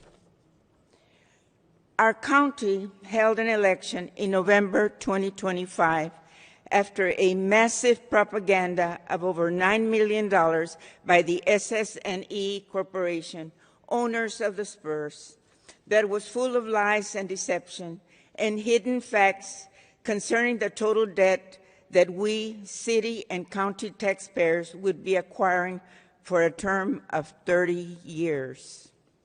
Furthermore, that vote was only on the county's contribution of $311 million to billionaire developers. It was not on the proposed giveaway of $489 million of city funds. Many factual details were kept hidden until after the November 2025 elections. In other simple words, the developers and some of the city council and the city manager used deception to have county taxpayers voting yes last November. For example, the November ballot did not mention that the total cost of the proposed arena, plus all the other costs, the taxpayers, infrastructure, over $1 billion. That's what it would have cost, or it will cost the taxpayers. The ballot did not mention that our city taxpayers would give away $489 million for the proposed arena without revenue sharing or even a guarantee by the SS&E of living wage jobs for our people. I have a lot to say, but I have to go. I just want to ask you, vote suppression, remember that. When you vote today, remember about vote suppression. Thank you. You can submit the rest of your comments for the record if you'd like to. Thank you. Matthew Mesa, followed by Mary Kubani, and then Cindy Munch. Okay, Matthew has left. Okay. Mary Kubani.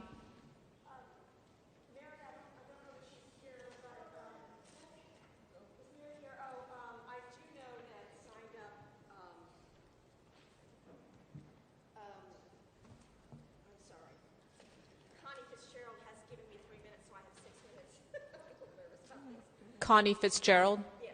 Okay. And I do have a couple of charts I'd like to share. She's right here. Connie? Connie. Oh, there you are. Okay. Yeah, Mary, Thank you. Mary, I don't believe is here. She tried to make it. Okay, so you have 6 minutes, ma'am. Because Mary had to be here to give her your time. Correct. Okay. 6 minutes. Thank you. My name is Cindy Munch. I live in District 9, and I'm here because I expect the opportunity to vote on $489 million of city contribution to the arena or an arena.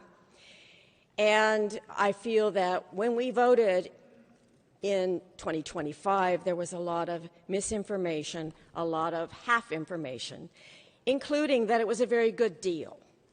And here's the deal, what we've got, including the land, $860 million of community investment in this. And I do not believe that there is a city or an NBA team in this country who got a better deal from the negotiators of the city. I believe this is the highest number, not a great deal.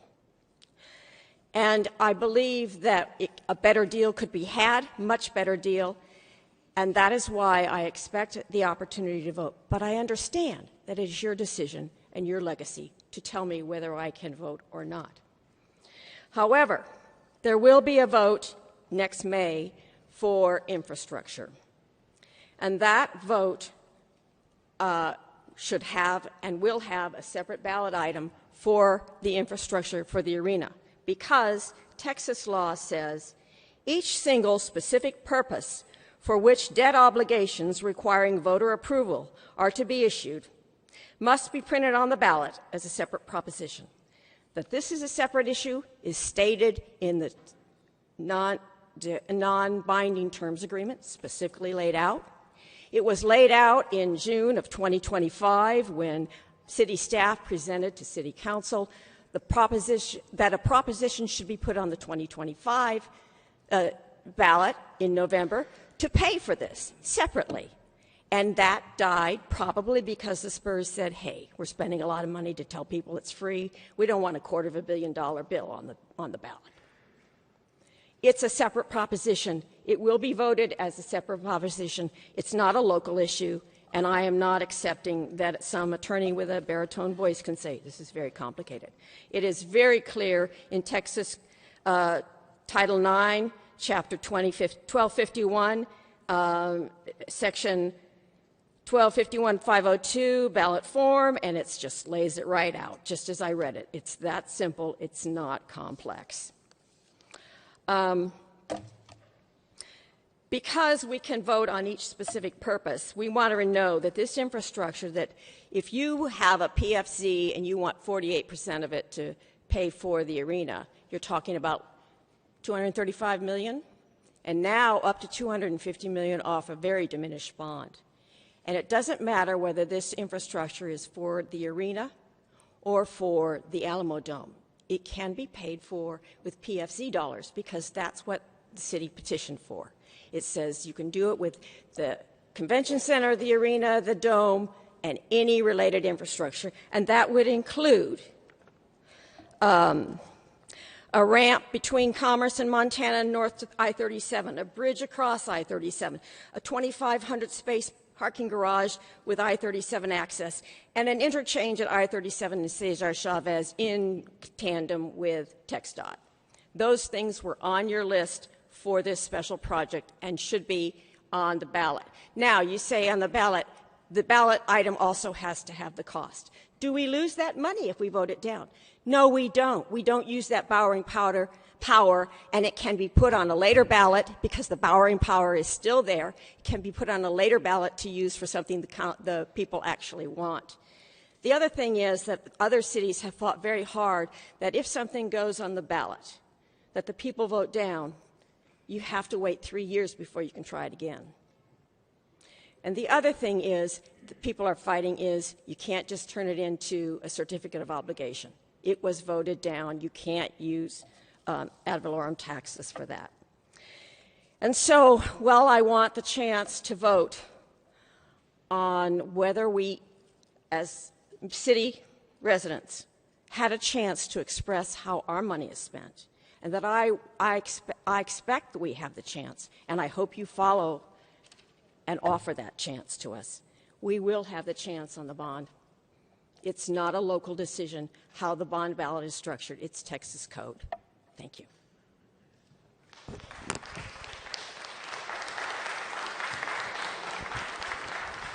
Robert Shelby, followed by Antonio Diaz, and then Diana Flores Uriegas.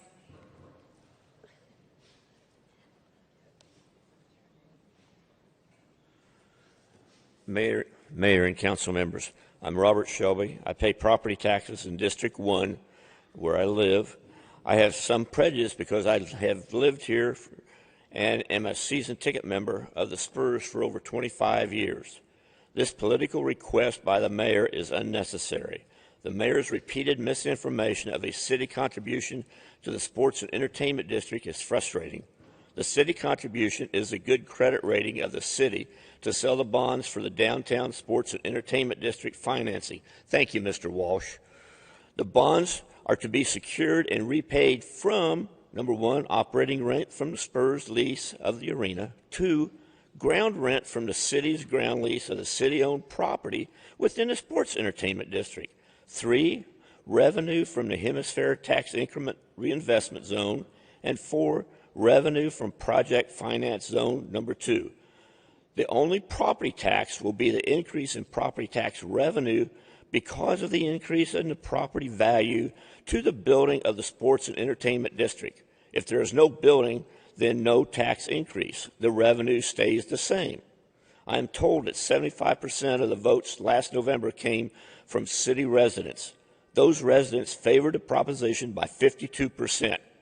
Seven of the 10 council districts voted in favor of the proposition. Save the $1 million the election would cost and use it to cover a small portion of the budget shortage for next year. Too many people are looking at the short term and not realizing the long-term consequences of developing the new sports and entertainment district. Spurs' new arena would generate more value than the short-term cost of building the arena and district. Although the Spurs have good roots in San Antonio, when the lease with the county is up, they could leave if the big offer comes to move to another city. Thank you.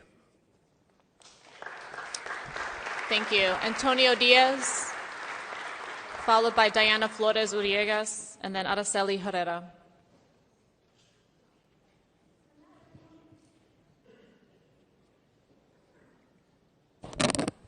Nancy, Qualitanali. Well, first off, I have to say one thing is, they keep talking about we already voted. We didn't already vote. There was a county vote, which includes Converse and Leon Valley and Balcones Heights. They are not city residents.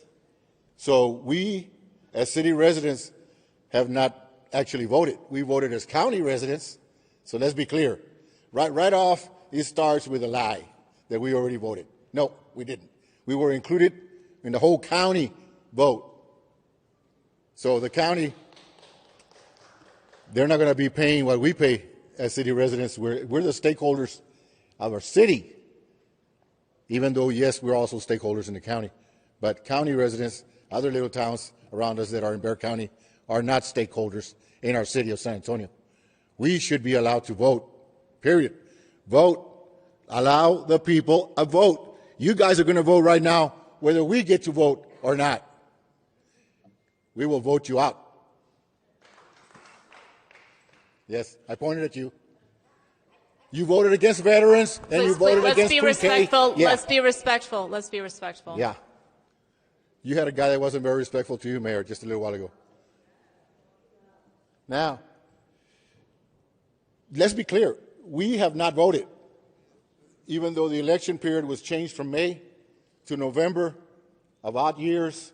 So now we were going to be voting in November like everyone else.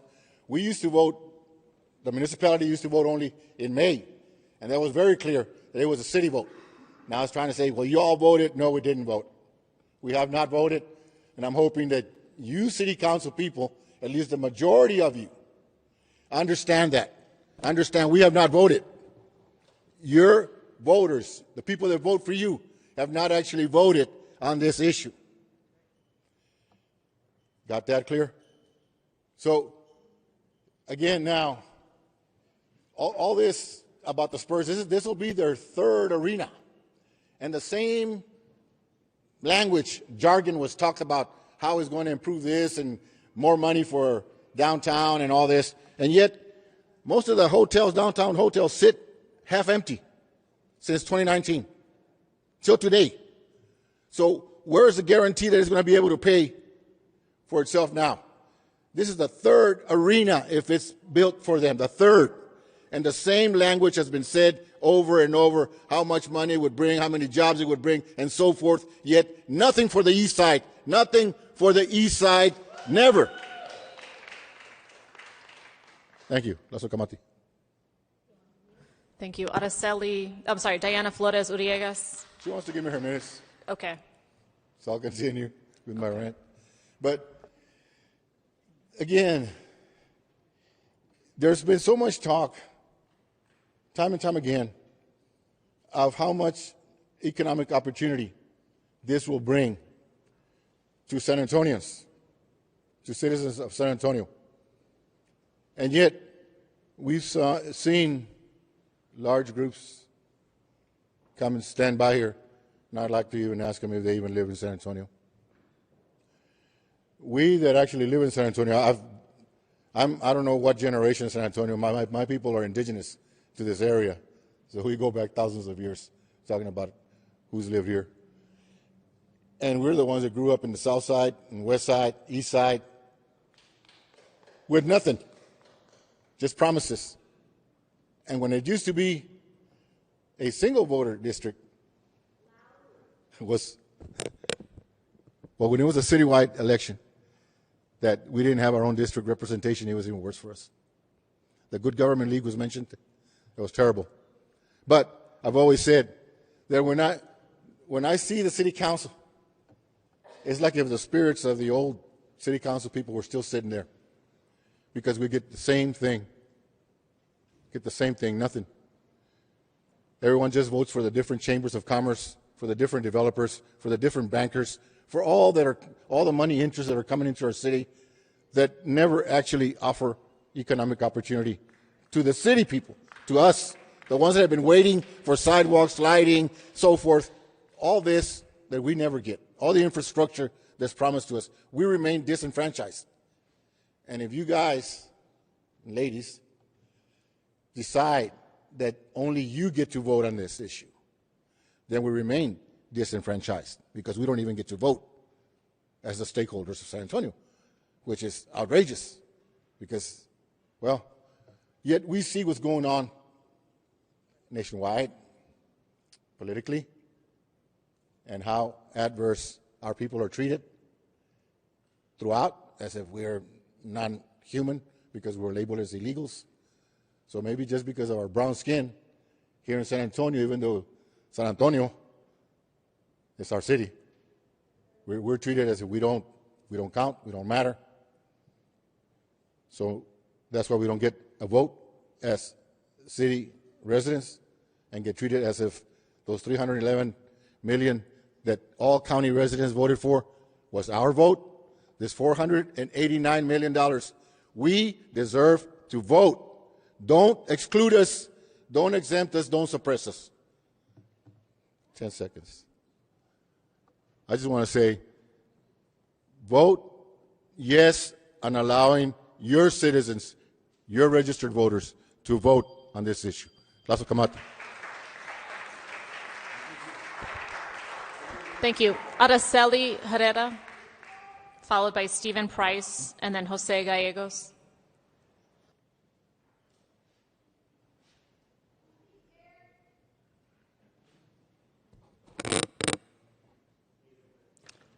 We have the interpreter.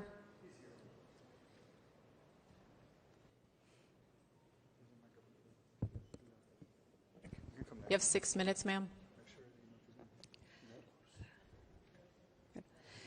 Buenos días.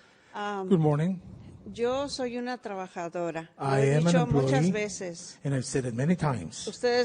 Algunos de ustedes me conocen, Some of que you limpio know me. casas. I clean houses. Pero también nunca les he dicho que también But, he trabajado I've never told you, limpiando but las arenas de los sports. I've even cleaned the Spurs Arena Y sigo en la grounds. misma situación, And I keep pobre. being in the same Los situation. billones que Poor, ganan los dueños the de los billions that the negocios, owners los que of se the enriquecen businesses con los sports, that they no make me han tocado in every nada. business No me ha tocado that ni un quinto. it makes money out Muchas of it. compañeras I mías have not made a cent en out este of them. momento, perdón, es que no puedo, I'm sorry. están trabajando, siguen limpiando las arenas de los sports. But the Spurs Ganando arena, sueldos miserables. all the people like me, they keep cleaning those grounds Sir, I'm gonna- with miserable. I'm just kidding. Right. Yes, of course. Esos señores bien vestidos, educados, que no son de San Antonio, aquí vienen a hablar de solo negocios, de dinero, de que cómo van a traer más dinero. And those people, they keep talking about bringing their business and also making sure that they are going to be making money and knowing how they're going to bring about more money to San Antonio. Pero yo nunca he oído nada de que hablen de los trabajadores, de los meseros, de las tortilleras, de los que limpiamos las arenas de los sports, de los que trabajamos alrededor de ellos. Nunca han hablado de cuánto debemos de ganar. But they've never spoken about us, the little people that are cleaning the grounds, that are cooking, that are making those type of services. They've never talked about our salaries. Y entonces aquí se habla solo de enriquecimiento, de dinero que traen a los negocios, que van a traer dinero, que la ciudad va a estar más rica, pero yo sigo igual, ni siquiera me pude retirar, porque si yo me retiro es un sueldo miserable lo que voy a recibir para retirarme. ¿Y los sports qué me han dado? And yes, the situation has been that I have kept on working all my life, and I have not been able to retire because of the same situation.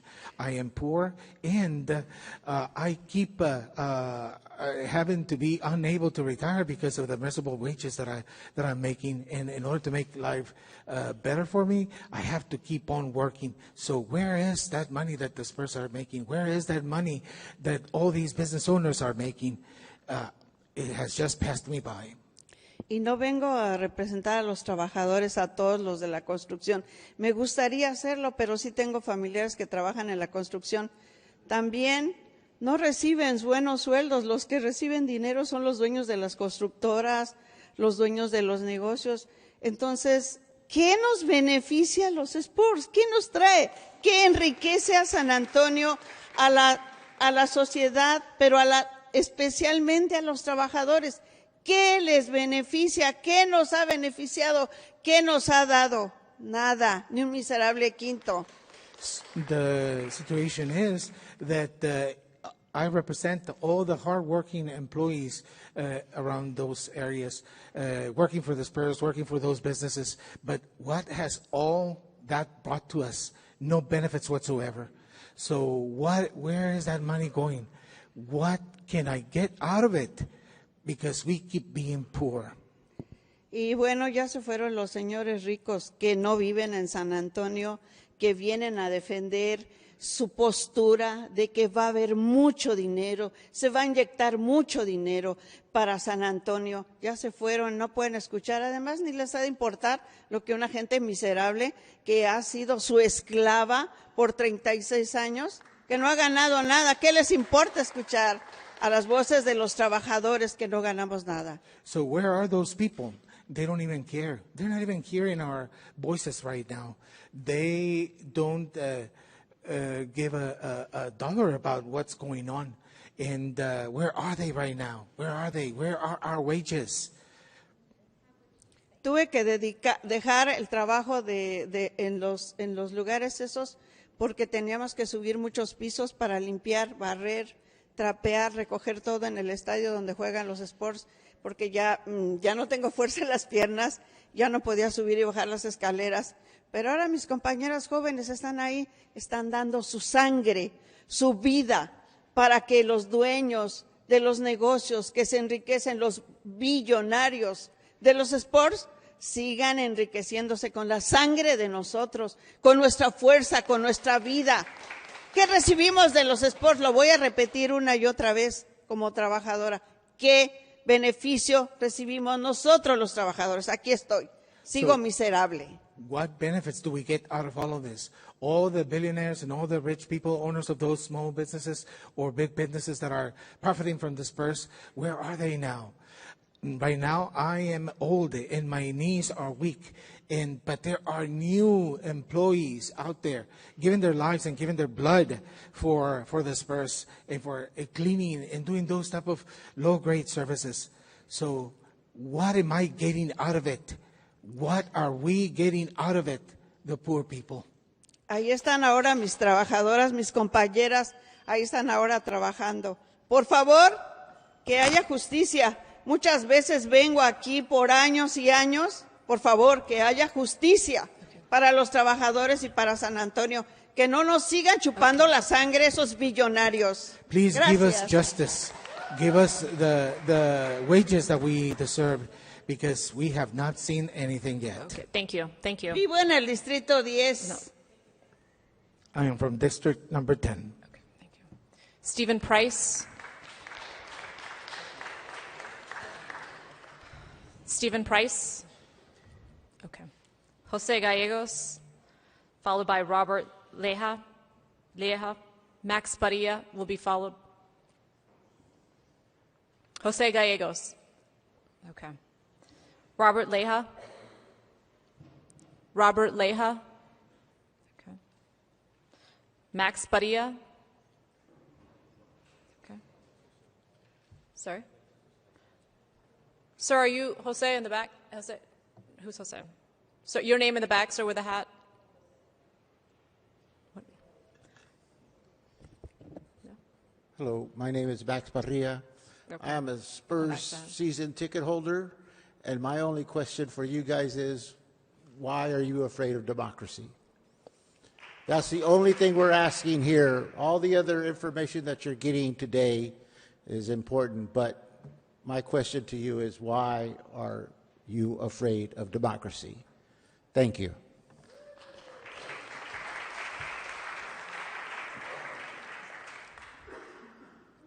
Your name, sir? Madam Mayor, my name is Jose Gallegos. Thank you. I'm a lifelong resident of the city of San Antonio and resident of District 5, proud West Sider. Growing up in San Antonio, I always wondered why there was a divide between the powerful and the powerless,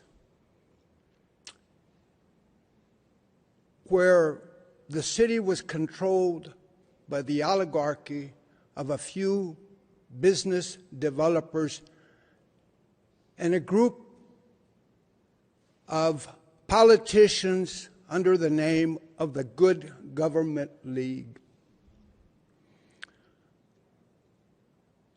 We did not have an opportunity to participate in the decision-making that controlled our lives and that of our future generations. In 1977, I was proud to be part of a transformation that occurred thanks to the Voting Rights Act that decided and forced single-member district elections to the city of San Antonio. At that time, I felt that things were going to change. We were going to have representation by district leaders and district representatives that sought and respected the wishes of their constituents. 50 years later, it seems that we have gone backwards. I ask, where are our representatives? Where have they gone? Where has a sense of fair play, justice, transparency, accountability? Where are those representatives now? Madam Mayor, honorable members of the council, you have an opportunity today to see that justice is done. I'm here in solidarity and in the spirit of participation, democracy, and I ask, do not be afraid to allow the citizens of San Antonio an opportunity to decide their futures and to vote for what is best for their lives and their children. Thank you very much. Thank you. Robert Leja? Robert Leja? Okay. Albert Campbell? Albert Campbell, followed by Jose Celal.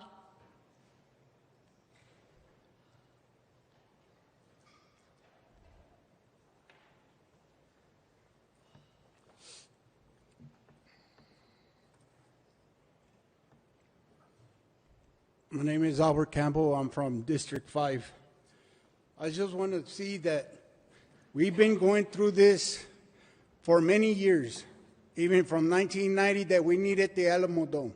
Every time the Spurs cry that they need a new facility, the city of San Antonio bends their knees and gives them what they want.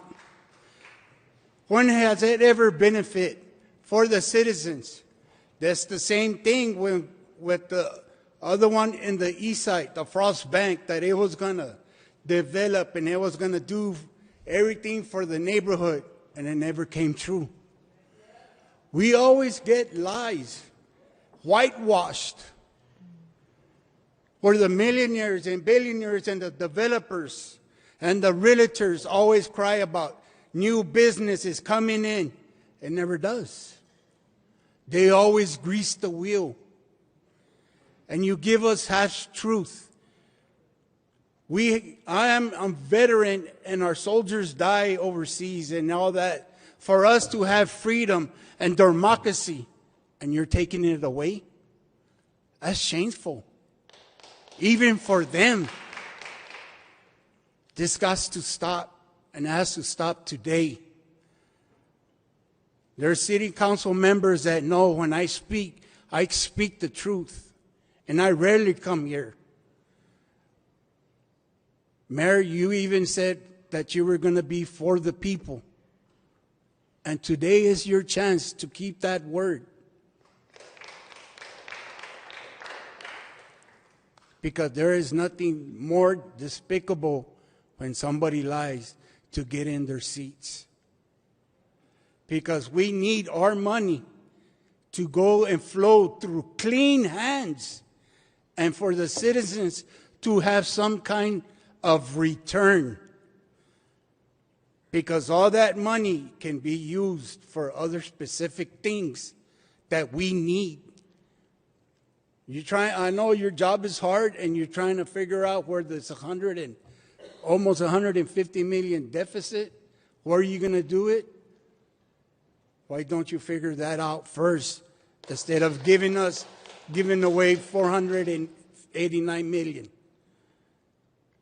Do what you promised your constituents, the citizens of San Antonio, that you were going to do for the people. Because you have to remember that we, the people, have the power to put you in the seats, and we, the people, have the power to remove you. So hopefully that you will do what is right. Thank you. Thank you.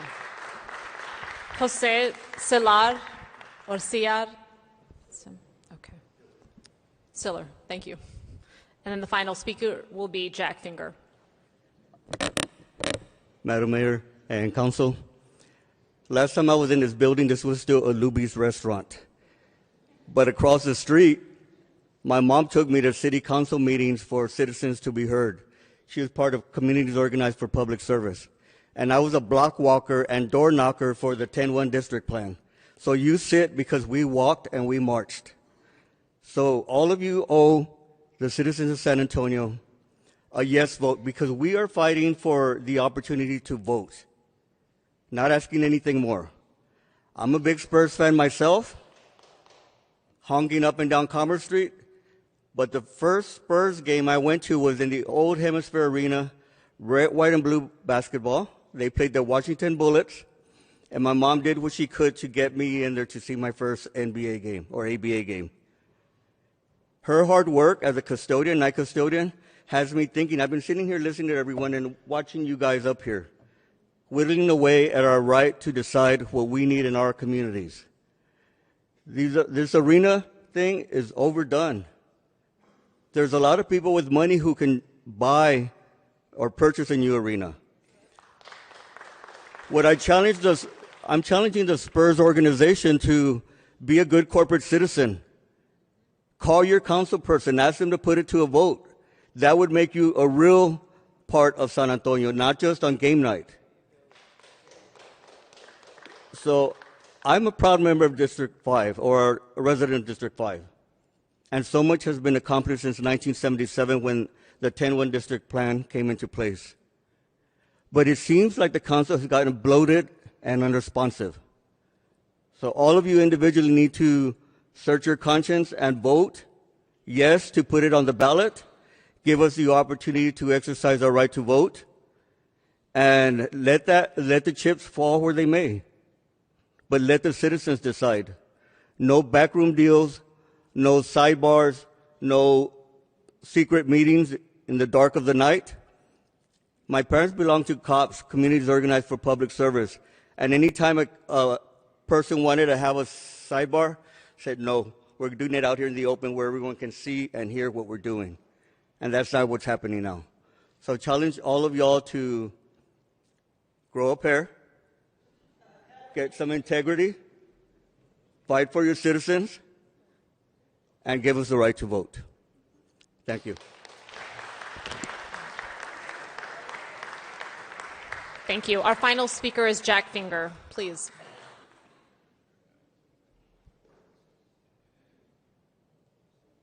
Jack Finger, you have 3 minutes, sir.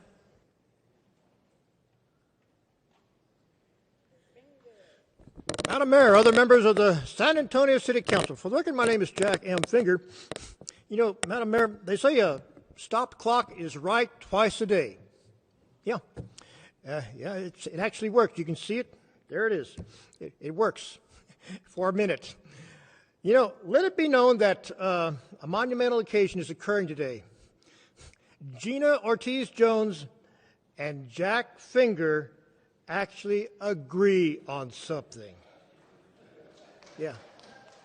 Yeah, I mean, for real. Y'all are for transparency, are you not? I mean, you campaigned on it. You are for debate that an election would bring, are you not? Aren't you? Yeah, you're going to say, well, it'd be a waste of taxpayer money for another election. Oh, come on. What's a few $1 million when I see y'all passing boondoggles here every week? Yeah, and but you're saying, well, we already had an election on this. No, that was a county level election. This is a city election, and there are major factors here. Some things have been changed since then. The hotel is off the table, meaning we're not going to get those hotel motel taxes anymore, meaning we, the taxpayers, are going to be on the hook for this thing. Other factors, the land bridge is no longer on the table, at least not concretely. What other things are not going to be on the table between now and this November that were on the table last November? Big changes here. Yes, we want a chance to debate this stuff, what's really going on here. Now, And the Spurs, the goody Spurs that we laud so much. It was back in, I think, 93 that they said the Hemisphere Arena wasn't good enough. So what did? We gave them an Alamo Dome.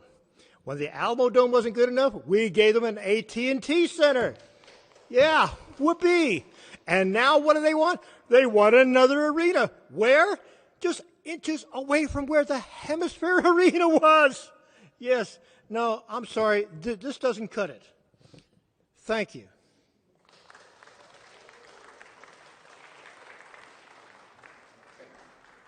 Okay, thank you. That was the final speaker. Thank you to everyone who signed up to speak and has spoken. Is there a motion to order the election so we may begin council discussion? Now move on to council discussion. Councilmember Kaur is recognized. Thank you, Mayor. Today is the start of school for many kids. Some of them started last week, and believe it or not, I did wake up at 7:30 this morning to wish my nephew a good first day of school, because that's what most of my residents are focused on today, is making sure that their kids have a great, healthy day at school where they're learning and they're safe. This summer, we spent time with Public Works trying to adjust our school zone signage. So school zones, as the way they're written in our code, can only occur at a crosswalk. So if the school zone is halfway through the school, you could be driving down Grayson and not know that you're speeding because there are kids crossing and there's no school zone signage. So we spent our summer advocating for 6 schools to have school zones across the neighborhood so folks would drive slower so kids could cross. That's what my residents want me to be focusing on. And right now I'm having a little bit of deja vu because I feel like this room was filled exactly the same way, 2 sides, August 21st last year, and we were litigating this exact same discussion. And nothing has changed. Actually, about this deal, the only thing has changed, like I mentioned the other day, is that the Spurs made it to the finals, which nobody actually thought of. But aside from that, we knew we were talking about an arena deal. We always knew this was a city, county, private partnership. There was never 2 ways about that. The number didn't even change by $1. It's still $489 million. So if that number had changed, I could understand why we might have need to go back to re-vote, because that's what this we're discussing about today is a re-vote. And at the end of the day,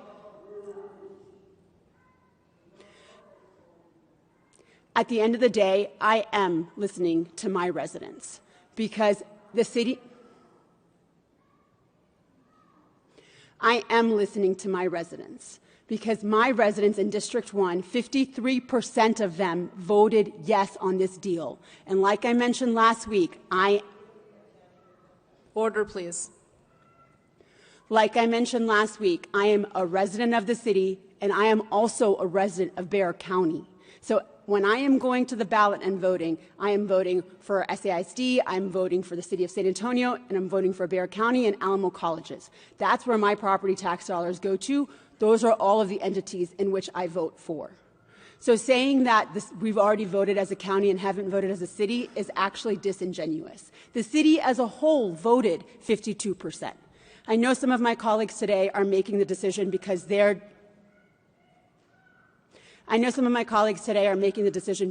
districts did not support.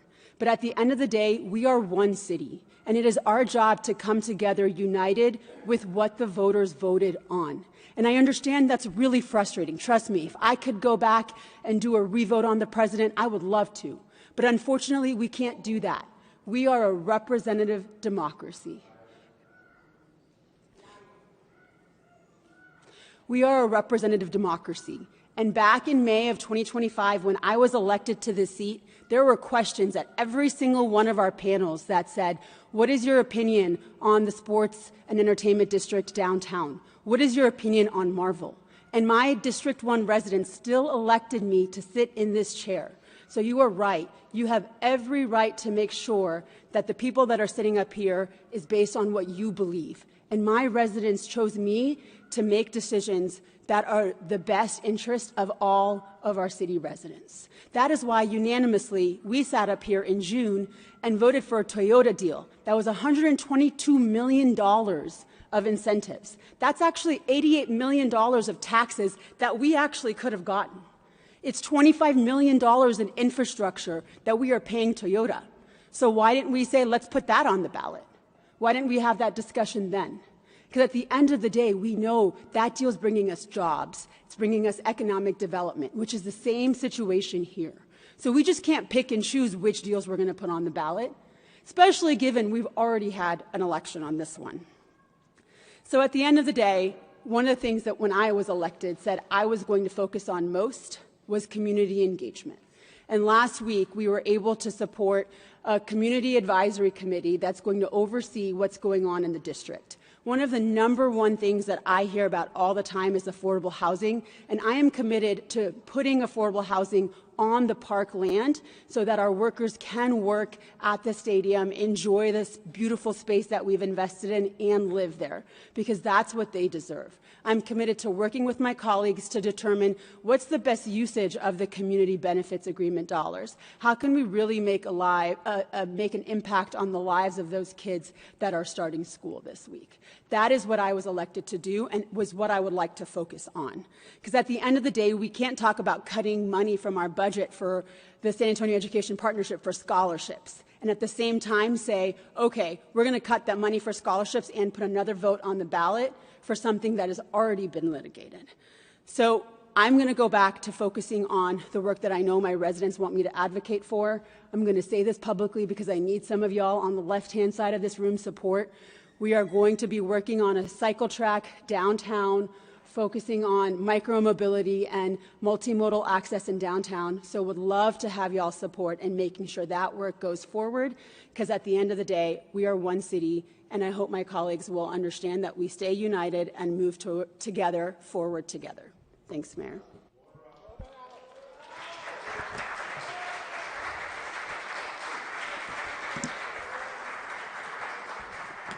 Thank you. Councilmember McKee Rodriguez.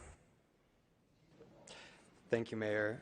There is a lot of frustration here today, and so if you all will indulge me, I would like for us to take a deep breath and be in this space with one another. So if we can take a deep breath in and out. Let's take in and accept one another's humanity. Things do not have to be as intense or as hostile as they've been. This is for everyone in this room. If you feel like it's been hostile up here or it's been contentious and you're wondering why it seems like some of us just cannot get along, that's reflective of where we are as a community. The same kind of arguments and fights that you are having with one another, we're having up here in public. And we could all do better. And so let's not call each other liars, let's not simplify each other's votes, and let's not make accusations of one another. We heard several times today that leadership requires vision, it requires difficult decisions, and sometimes it requires you to look at the nice, shiny project that you want so bad that could tell a story of a city with a vibrant and thriving facade. Sometimes you have to look at that project and realize that it's not going to get us any closer to addressing our deepest woes so that we may actually become that thriving city. It's the difference between looking good and being good. We have a population that is struggling to afford housing, making difficult decisions between rent, utilities, medical bills, and groceries. We have people who have to live hopping between motels who will be paying into the creation of this arena without ever being able to put money aside for their own housing. People who will never be able to afford tickets to a Spurs game or to park downtown. I believe we can do two things. We can invest in those beautiful, shiny projects. We need them. And we can also recognize when those projects will ultimately conflict with our ability to address larger issues. By redirecting and reorienting the work of our staff around this project, we are safeguarding positions responsible for the creation of a downtown sports district while cutting over 100 positions elsewhere. That's 100 less good-paying jobs in our city and real people impacted by that decision. We're making cuts to our libraries, to our senior nutrition centers, to nonprofits, and then cutting entire departments. We're going to be sacrificing drainage and infrastructure projects in our bond because of the implications of this arena. We are reducing the number of projects we're doing in our neighborhoods, including cutting the number of pavement parking projects that are taking place and the frequency with which we do them, but we're prioritizing tens of millions of dollars in infrastructure around this same arena. So believing this project is not the end-all be-all of our city's future is not a lack of vision. Many of us have a vision that includes robust public transit. It means every resident is driving on good quality roads, everyone has a home, and no one is without food or shelter. Everyone has access to a quality education and good paying union jobs, that our environment wouldn't be contributing to the health disparities that we're facing across Bexar County. Everyone would be safe and want for nothing. Everyone could have participated in the things that make life worth living without sacrificing their needs in order to do so. We all have a vision. A new arena may not be a cornerstone of my vision for this city, but I've heard that vision, my vision, echoed by my constituents time and time again. And right now we're preparing to cut services that get us closer to that vision while building up resources and infrastructure focused around an arena. I've heard that members of the business community value certainty, and I could appreciate that. And if we signed a contract and then backed out without cause, that would be concerning. Even without a public vote today, we could, as a council, vote no. We could end this entire project. When the contract comes before us, we could absolutely vote no. And so I certainly hope that no one believes that a deal is done before a contract is signed. That would be a shame. That would be government malpractice. That would be poor business. All we have is an unenforceable term sheet. There is no certainty until Eric has been given the official go-ahead to sign that contract. And so a second vote does not remove certainty, but it might get us a little bit closer to it. I've also heard from the business community that there is a desire for an activated, bright, tourist-filled downtown. I've heard that not just from the business community, but from a number of residents. And humbly, I would ask you to look at your real estate portfolio and start activating the vacant buildings that you or your clients may own downtown and across our city. I hate to believe that developers would rather let these properties sit vacant, blighting our community, than develop housing that is affordable, and then would rather call the police when homeless people finally make use of these dilapidated buildings. I hate to believe that that's true. I believe we all want an active, vibrant downtown, and there are steps that could be taken today, including activation of these spaces that are owned by many of the people supporting this arena, calling for a vibrant downtown. I've also heard that if we support a second vote, we aren't listening to our community, and I'd like to remind those that a majority of active voters in District 2 and those who have reached out to me remain in heavy opposition to this funding. They deserve to have their voices heard, especially as the Spurs are divesting from the east side. And especially as they're now being sold competing visions for the Frost Bank Center without the opportunity to meaningfully engage. And I want to share that I am offended by the notion that this is somehow a good deal or will contribute to a revitalized East Side, as we heard earlier. The East Side is getting the horrible end of this deal. And so at the end of the day, I support a vote on the city's contribution to the arena because things have changed. The implication on city taxpayers is much greater now than it was. Even if it is not directly the PFZ or the TERS or those tax dollars, there are tax dollars that are being funneled into this deal. The implications for the East Side are even greater now. And so I understand that this finance structure does not legally necessitate a vote, but that is not a good enough reason to deny an opportunity, especially when a project reaches this level of interest and when the implications of the issue have grown, as is the case here. So I will be supporting this item today, Mayor. Thank you. Thank you. Are there additional comments from my colleagues on this item? Okay, no one else has signed up. You did sign up. Okay.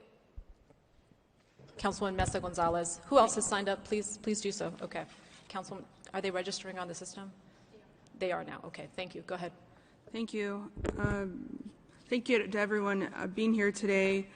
I think as a council, we were elected to do the hard work of seeing that the projects our residents support are carried out efficiently, transparently, and without delay. Just as important, I think we were also elected to respect our residents' voices when they speak at the ballot box and to trust their judgment. I think that's what it is at stake today.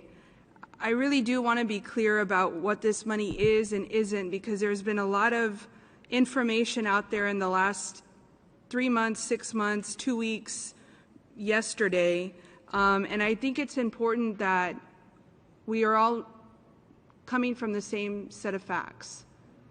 What is this funding? What isn't? Where does it go? Where does it not go? Those are simple questions that I think residents, I hope they would be able to answer. If they aren't able to answer, they can point to a place that has all of those questions laid out and all of those answers laid out, excuse me. And so I do have a few questions on the term sheet, and I also get concerned when we keep calling it a non-binding term sheet, because even though it's non-binding, there is still teeth in there that we need to make sure is strong for our city and for our residents. And so I take that non-binding term sheet seriously, whether it's non-binding or not. And so I have a couple of questions. And so just to be clear on revenue, if Eric or Troy can answer, can the revenue from the TERS go to the general fund?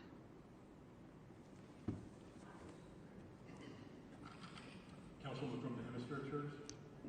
Yeah. So, the one we're talking about. Yeah, I'm just clarifying because there are a number of Well, TERS. there's a number of TERS, you're right. So right now, in that portion of Hemisphere Park that we are talking about, there is no value. There is no taxable value. Under the contemplated, or under the term sheet, and ultimately further conversations, depending on the council's discussion today, the taxable value is created by the Spurs and their developer partners.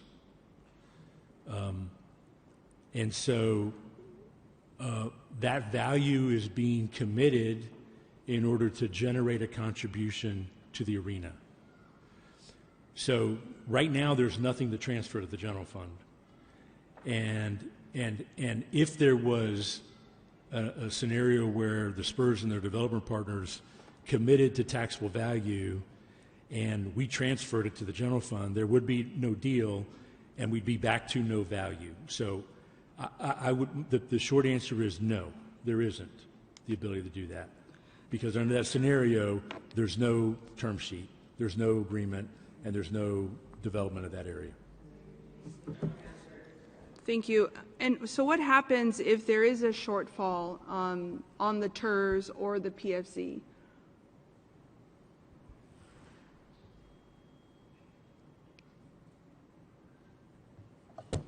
Good morning, Mayor and Council. Troy Elliott, Chief Financial Officer. So I guess first of all, you've heard Ben and I up here at the dais several times. Whenever we're looking at our bond issuances or any financial pro forma, we're moderately conservative. We're always intending to outperform our estimates. Beyond that, when you look at a revenue bond such as this, there's going to be certain contingencies in place and levers that we have to pull. Similar to, we just did the airport deal, for example. We have debt service reserves in place. We have coverage in place.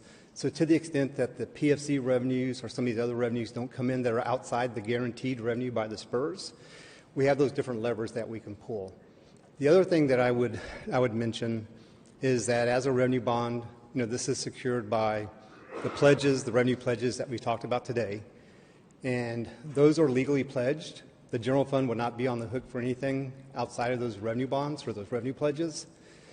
And then lastly, what I think I would say is that, and I think you've heard Ben up here in the past say this as well, is that before we move forward with any issuance of the bonds, there's going to be certain benchmarks and measures that we want to make sure that happen in advance before we issue those bonds in terms of the guaranteed development, making sure that there's a notice to proceed, that the development's actually going to be on the ground, that there's certain financial measures or benchmarks that we're relying on, that we're meeting those, such as the state revenue from the PFZ. Based on our estimates, for example, the first year is supposed to produce about $2.5 or $2.7 million. We want to make sure we're on those marks. So several things that we'll evaluate before we even move forward with the revenue bonds. Okay, and so essentially, does that equate to the language in the term sheet that talks about the cost overruns? Or where does that connect? So in terms of the cost overruns in the term sheet, we each have our specific share. You have $500 million from the Spurs. In the event that the In the event that the costs for the arena exceed the $1.3 billion, then they wouldn't absorb any costs in excess of that amount. Okay, thank you.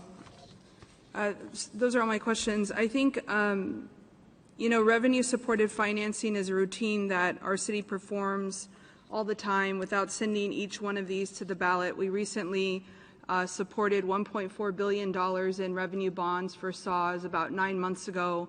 That stayed on consent. We didn't even pull that for any sort of discussion. And I think to carve out this one deal would be inconsistent with how we, as a city, finance how we build.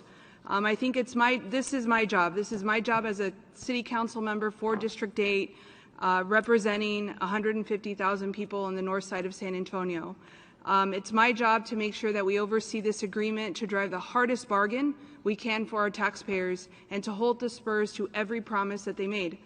That is a work ahead of us, and that is a work that my residents expect me to do. So I just want to be clear on,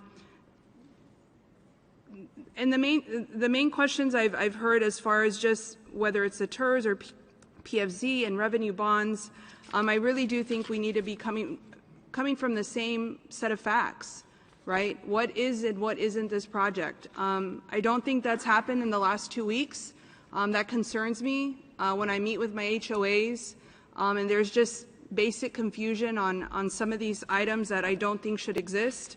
But I look forward to continue educating my community, my district, on what this project is, whether on the financing side, on the community engagement side, everything and anything I can do. So thank you.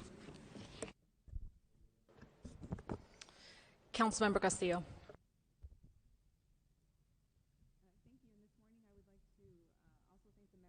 That have been as well as the residents that have come by our field office to express their position and ask their questions regarding the entire structure with Project Marvel and then the Spurs Arena in and of itself. So it's been a great conversation with our residents, and I'm grateful for the constituents that have expressed that the decision that my team and I make today is one that they trust, no matter the outcome. But with that being said, from the inception of Project Marvel, my position has been and will always be public money for public good. And what that means is in a city that has the third highest poverty rate and 1 in 5 families live below the poverty line, that corporate welfare to billionaires is unconscionable. And what that looks like is ensuring that we continue to invest our limited public resources, whether that's staff time and or public investment with the dollars, that we're intentional with our impact and where we see that return. Now, we know that publicly funded sports arenas rarely deliver on promises made to cities and their residents. And this is something that I've been saying since this conversation has been initiated. But with that being said, I think it's important to highlight, again, right, I'm hearing a lot of convoluting in terms of Project Marvel and the sports arena. The sports arena is one component of Project Marvel. So again, I'm hearing concerns about we're not talking about the convention center at some of the Spurs meetings. That's because the arena is one component of Project Marvel. And that's why you may not be hearing the other components, because the Spurs do not own the convention center and or the city-owned parking lots, the SAWS facility, so on and so forth. So to the point of my colleagues, right, I believe there has been convoluting of information, which erodes public trust. And again, I want to commend my colleague who filed a council consideration request in December to have these conversations, to address information rather than wait until there's public pressure saying, why have we not convened around Project Marvel and the sports arena? And the public, we know we owe those conversations. So to the councilwoman's point of District 1, grateful that we are going to initiate those conversations because they are overdue.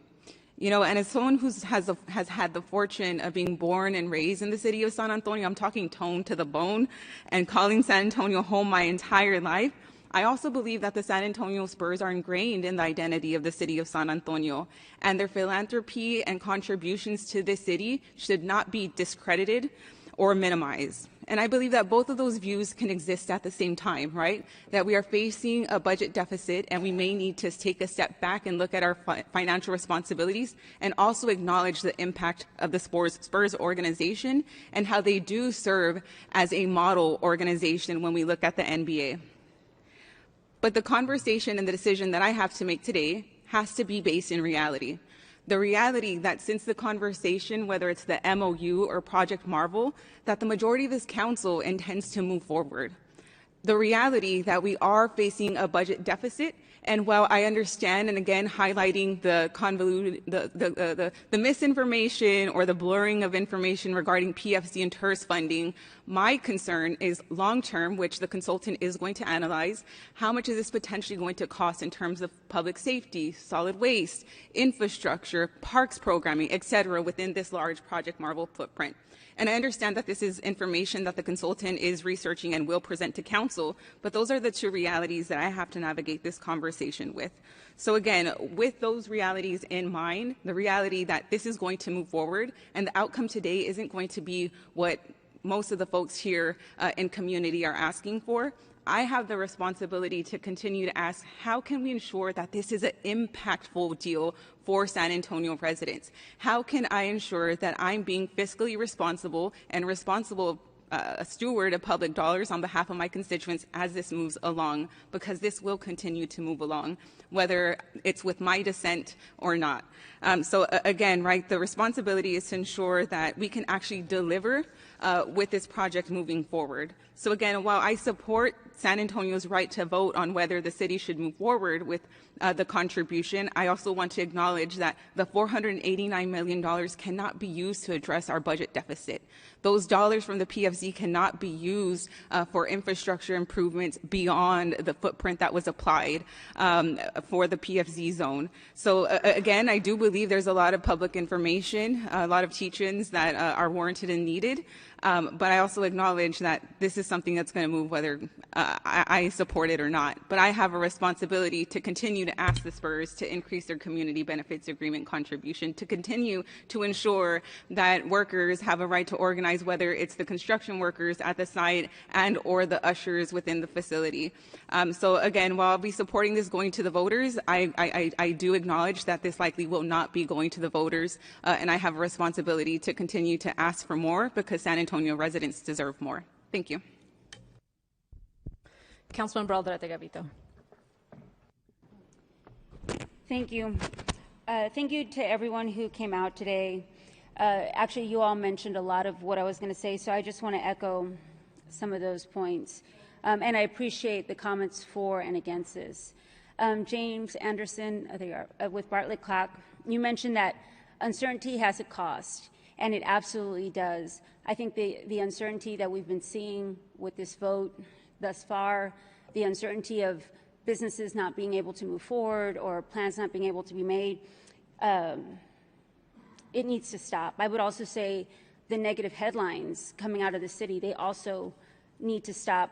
Someone mentioned, I don't know, it may have been URC, that mentioned that we need to use the momentum gained from last November. And I do think that they're absolutely right. We have, while San Antonio has a lot of opportunities, we also have a lot of things going for us. And since last November, voters made their voice heard. We were all excited about the Spurs winning. We have so many things going for us. We need to be highlighting that and using that positive energy to our advantage. I don't know if it was RC or Sean Elliott mentioned that public-private partnership work when there's trust. And that's extremely important because as partners, us as a city, the county, the rodeo, the Spurs, we have to have trust in each other to make it happen. And residents need to know that their voice is heard when they elect us. I think, RC, you mentioned that leadership requires a vision and the ability to act on it. And so that's why I am locking arms with a majority of my colleagues today to do just that. We need to act on this and we need to move forward. Kevin, you mentioned that we must invest in the economic future of our city. And many of my colleagues and city and county voters agree with that. And we made our voice heard in November. When we went to the ballot box, there was many of us, as my colleague Councilwoman Kaur mentioned, as City of San Antonio residents, we are also residents of Bexar County. We made our voices heard. Graciela, you mentioned to trust the people. And that's exactly what we are doing by trusting and respecting their voice and their vote that they made last November. Now, I understand that some people may not have liked the results, but at some point you have to count a win as a win, as a loss, or a loss as a loss. And at some point we have to unify and come together to move the city forward. Those are all my comments. Thank you. Thank you. Councilmember Galvan.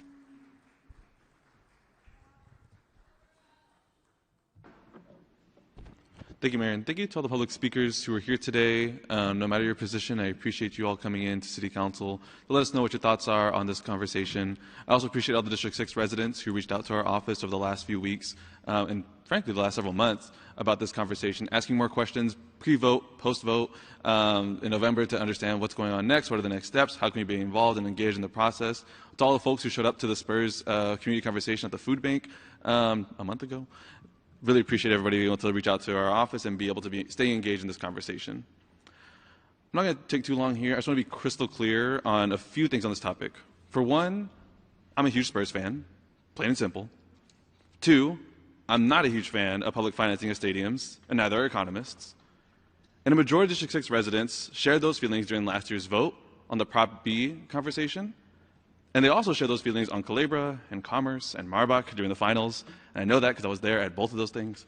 And, you know, I said then during the conversation in August, and I said it during the time during the election, and I continue to say it now. No matter what happens on this conversation, no matter what happens today or at the next council conversation on this matter, I'm focused on ensuring the project truly delivers for our working families and with the best way it can. I have my own holdups on this project. Made those conversations very clear to the Spurs organization and to many folks in this room about my own holdups on this, along with the clear economic conversation on this or theory on this. But that should be our focus going forward, right? Beyond this point, making sure that we are continuing to advocate in every aspect of this deal, this large public venture, public-private venture, that we're ensuring that our tax dollars, whether they're from TERS or as hotel tax or whatever it may be, are used the best way possible. That they deliver for our working families in good labor practices on site, on delivering for making sure that people are able to utilize this space, no matter their income, as much as possible, and just making sure this place is something that really supports our entire community. That's the least that we can do here on this council, and I hope that is our focus going forward. I know it will be mine, and I will be supporting today's item. Thank you, Mayor. Thank you. Councilmember White, please. Thanks, Mayor. The number one question that I've had in the last 2 weeks is, Mark, what's going on? Didn't we do this? Are we moving forward or not? And my hope and my expectation is that today the one message that will come out of this council vote today will be that we are now moving forward. This project is not about the games that are played on the court. It's about creating a project that benefits all of San Antonio for years to come. It's about being good partners with the San Antonio Spurs, the preeminent NBA organization in the world. It's about taking our city, our culture, our way of life, and enhancing it in a way that every San Antonio resident can be proud of. Last year, for 3 months, this community debated this item. In all 4 corners of the city, countless town hall meetings, and we didn't just discuss the $311 million that would be contributed by the county. We talked about the entire financing structure of this arena. And after those 3 months of debate, after all of those meetings, the citizens went to the polls and they said, yes, move the arena project forward. I want to mention how proud I am of this city council. Every member of this council takes this vote today extremely seriously. Every member of this council has considered this item every day for the last 2 weeks, as they did last year when they were considering the arena deal as a whole. Council will speak today, and again, council's decision it is my belief that this decision today will be to move this project forward without delay. Thanks, Mayor.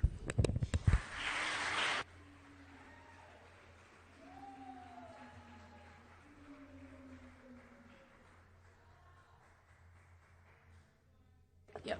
Thank you for that, Councilmember White. Just a point of clarification.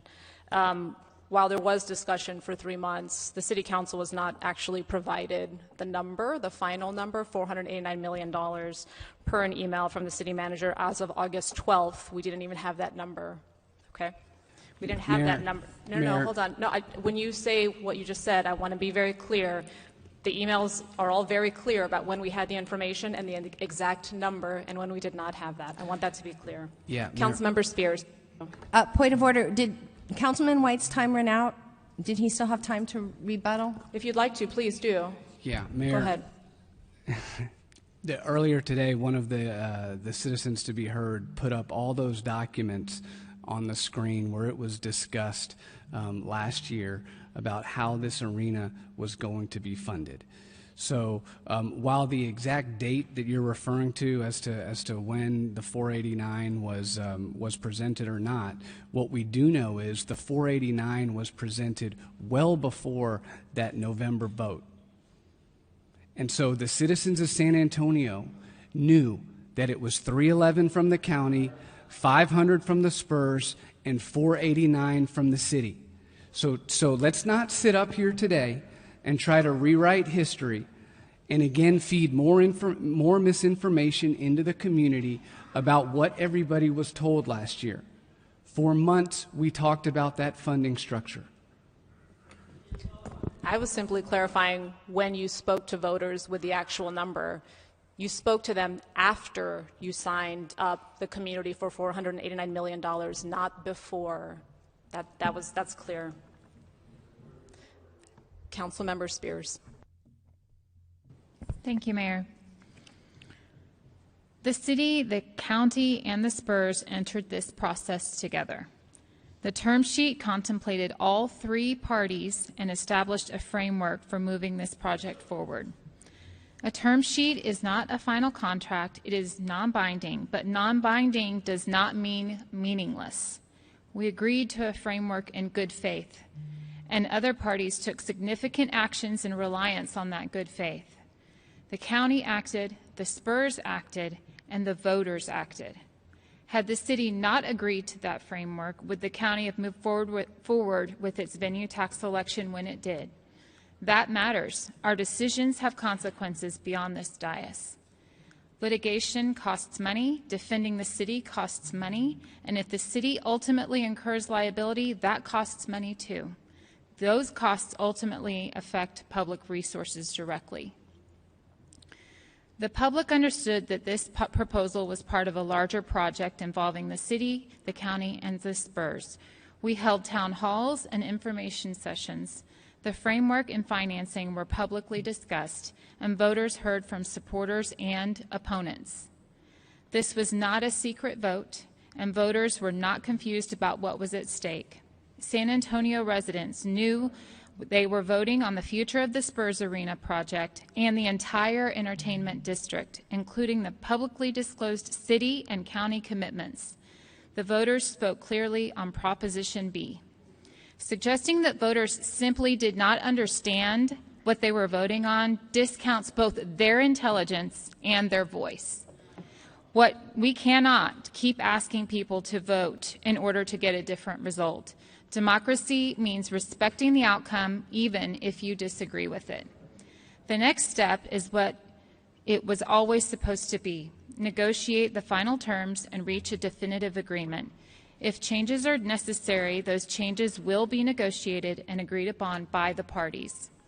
I will not treat a good faith commitment as though it meant nothing simply because the final contract has not yet been executed. There is also an important distinction between the city's financing and the county's financing. The county's funding mechanism required an election on its own venue tax. The city's proposed contribution relies on state-authorized HOT revenues and revenues generated through ground leases associated with this development. We should be very careful about establishing a precedent that every significant revenue bond decision requires another election simply because the dollar amount is large.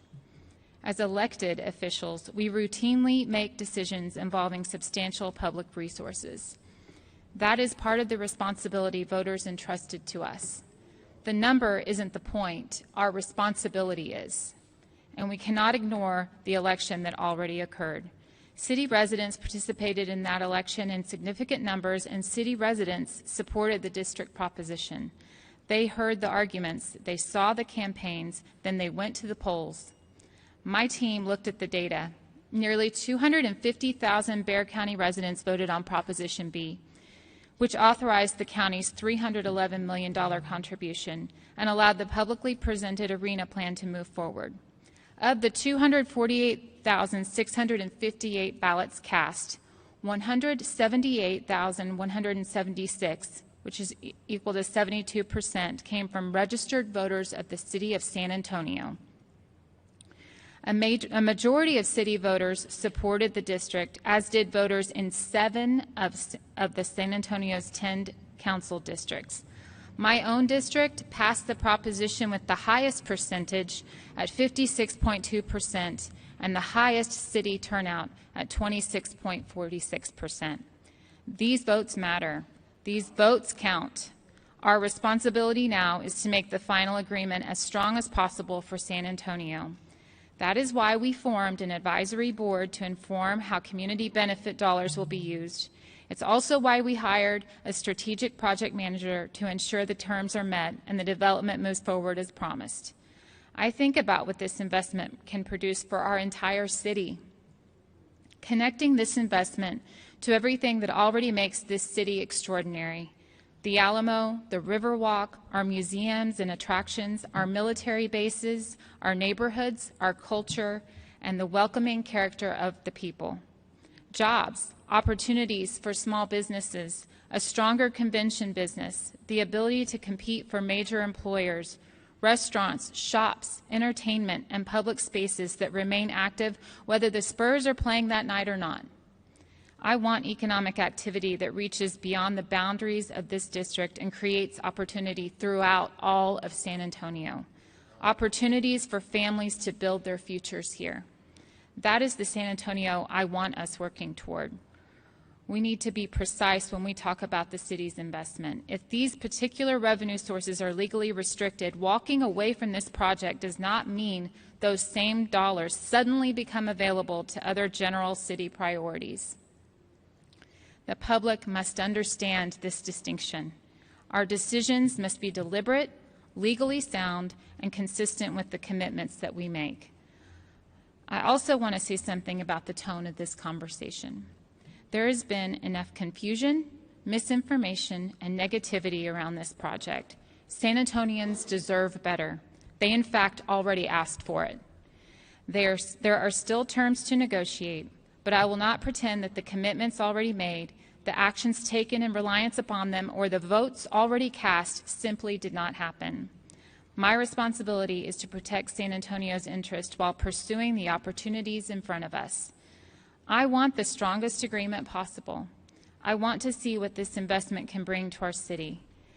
Every email, phone call, and text I received about this matters to me, and make no mistake, I am listening to my district and my constituents, and my vote today will reflect that. Thank you. Thank you. Councilmember Munguia.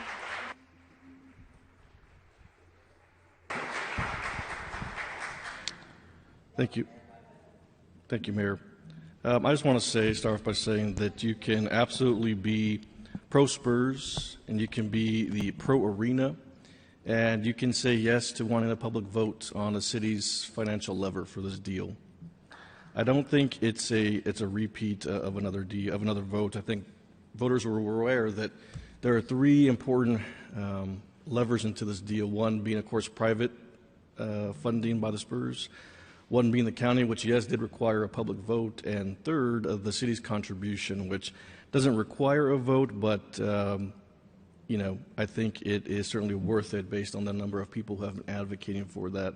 And we'll also say, too, I think every time the Spurs have been on the ballot, the people support them. Whether it's been the county vote or in the past for the Alamo Dome, people have come out and said they support the San Antonio Spurs and how important they are to the city of San Antonio. Like many folks, I represent part of Military Drive, and I was out there, and that spirit and what you saw out there was just simply amazing, right? Even the non-licensed shirts, which I won't admit to purchasing, but we did have some, were fantastic, right? Artists came out, and all these mom and pop shops came up. People were waving their flags. We were downtown for one of the championship games just watching out here. And it was fantastic, and you could see the different demographic of San Antonio represented when people came out. It wasn't just one part of the city. Every corner of the city came out together, north side, east side, west side, south side, and they were celebrating the Spurs. So I think the commitment from the city of San Antonio to our only national team is there. It's been there for many years, and I think we're great partners to each other over the 30 years that we've been doing this. But, there are some things I have to consider, and certainly I've been told and reminded the past few weeks that I did vote for the term sheet, and of course, I think it's okay to support that and to support a public vote to make sure residents are okay with the city's level of that. I have also reminded folks that when I ran for office in my election on May 3rd, we had about 5,800 voters come out and support and vote in District 4. No runoff, thankfully, but that was a lot of work to get voters out there to that number. And when Props A and B went on the ballot in November, there were 10,000 voters that came out. That's an 80% increase in the turnout.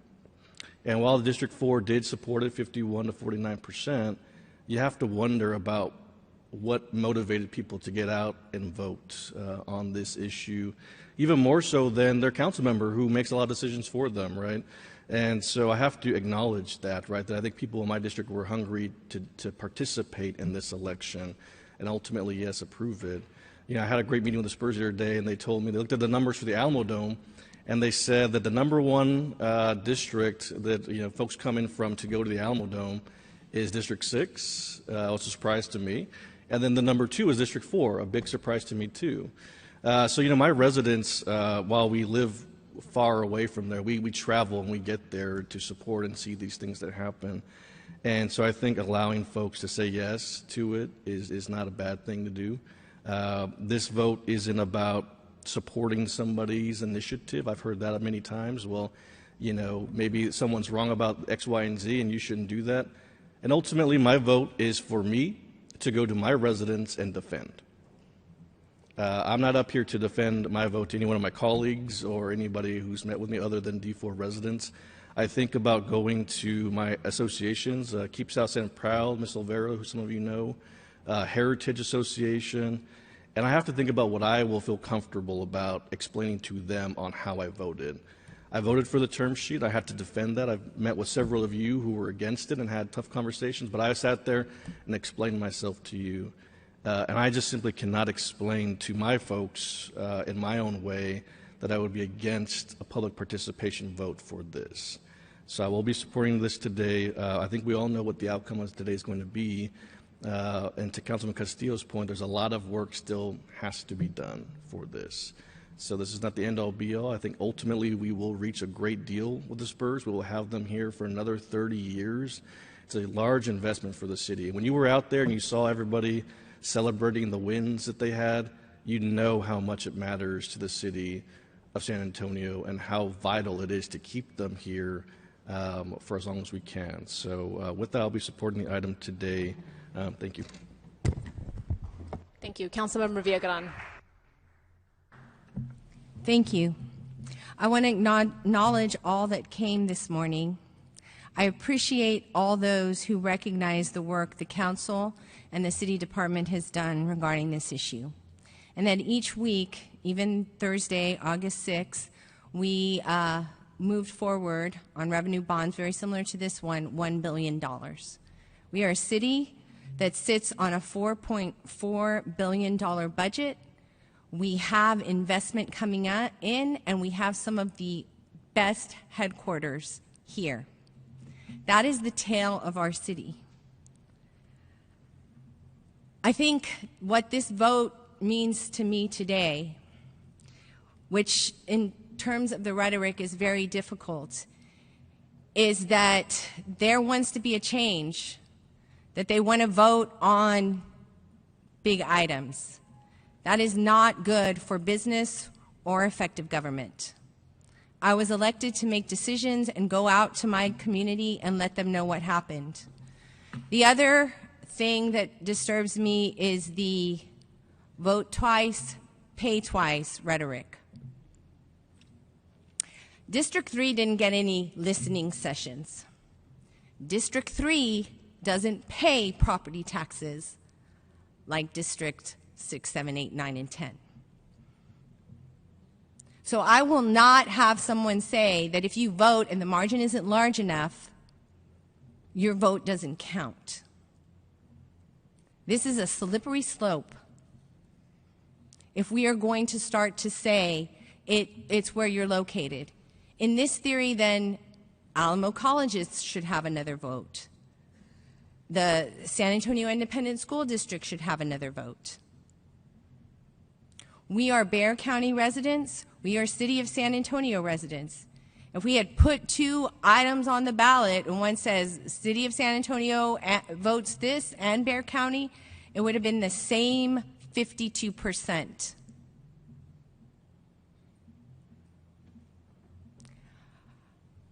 We need to govern. The state has set aside what we did. We did sign a term sheet. Liability is an option for the partners that we have put forward. And the message I want to send today to the business community is that San Antonio is consistent and San Antonio is a respectable negotiator. Thank you. Thank you.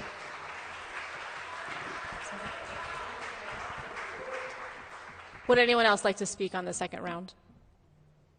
Okay. Madam Clerk, please read the caption again.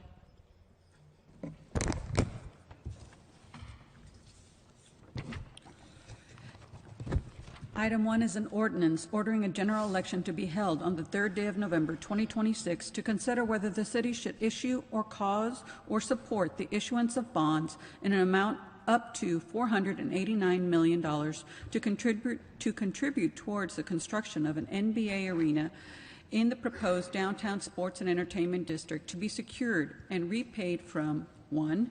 Operating rent from the Spurs lease of the arena, 2. Ground rent from the city's ground lease of the city-owned property within the sports and entertainment district, 3. Revenue from the Hemisphere Tax Increment Reinvestment Zone, and 4. Revenue from the Project Finance Zone Number 2. Okay, thank you.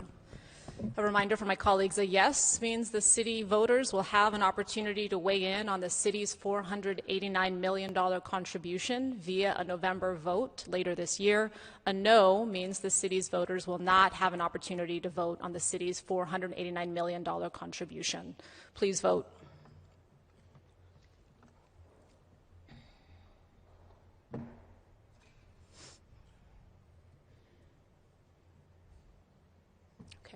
The motion fails.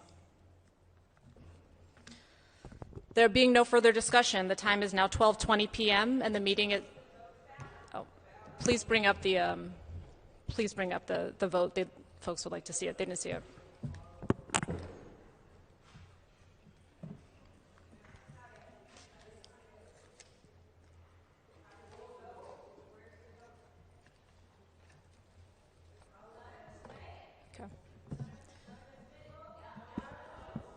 Did you see that? Okay. Yeah, they'd like to see it though. Okay.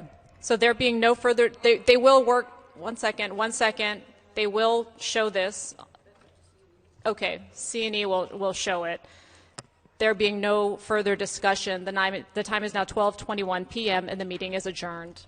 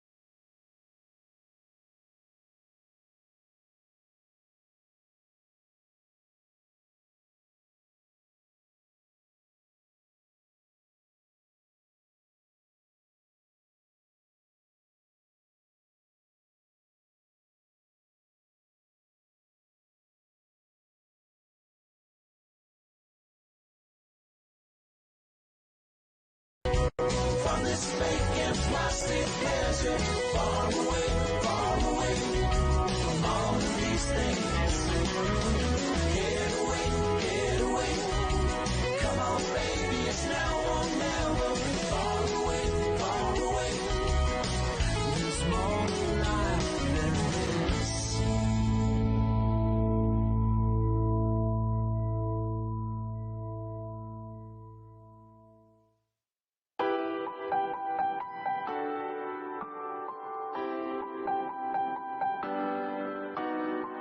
You just apologize for the 1000th time. I don't think I can keep lying anymore.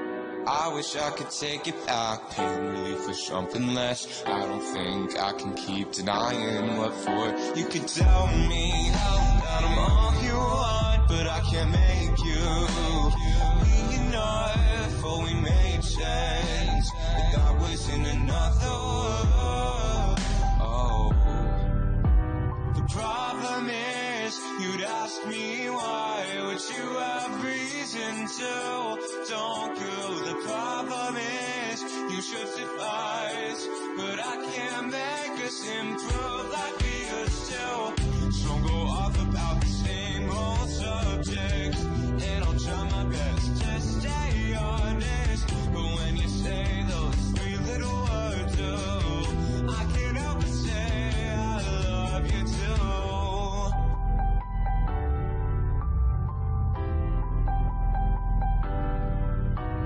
You know I'm an open book. If you took a look right past the crossroads, 'cause maybe it all looks good on paper, but I'm not just your lover. I would end things and be just fine, and regret things. Oh, start crying, and I'd wonder, getting caught in my own lie.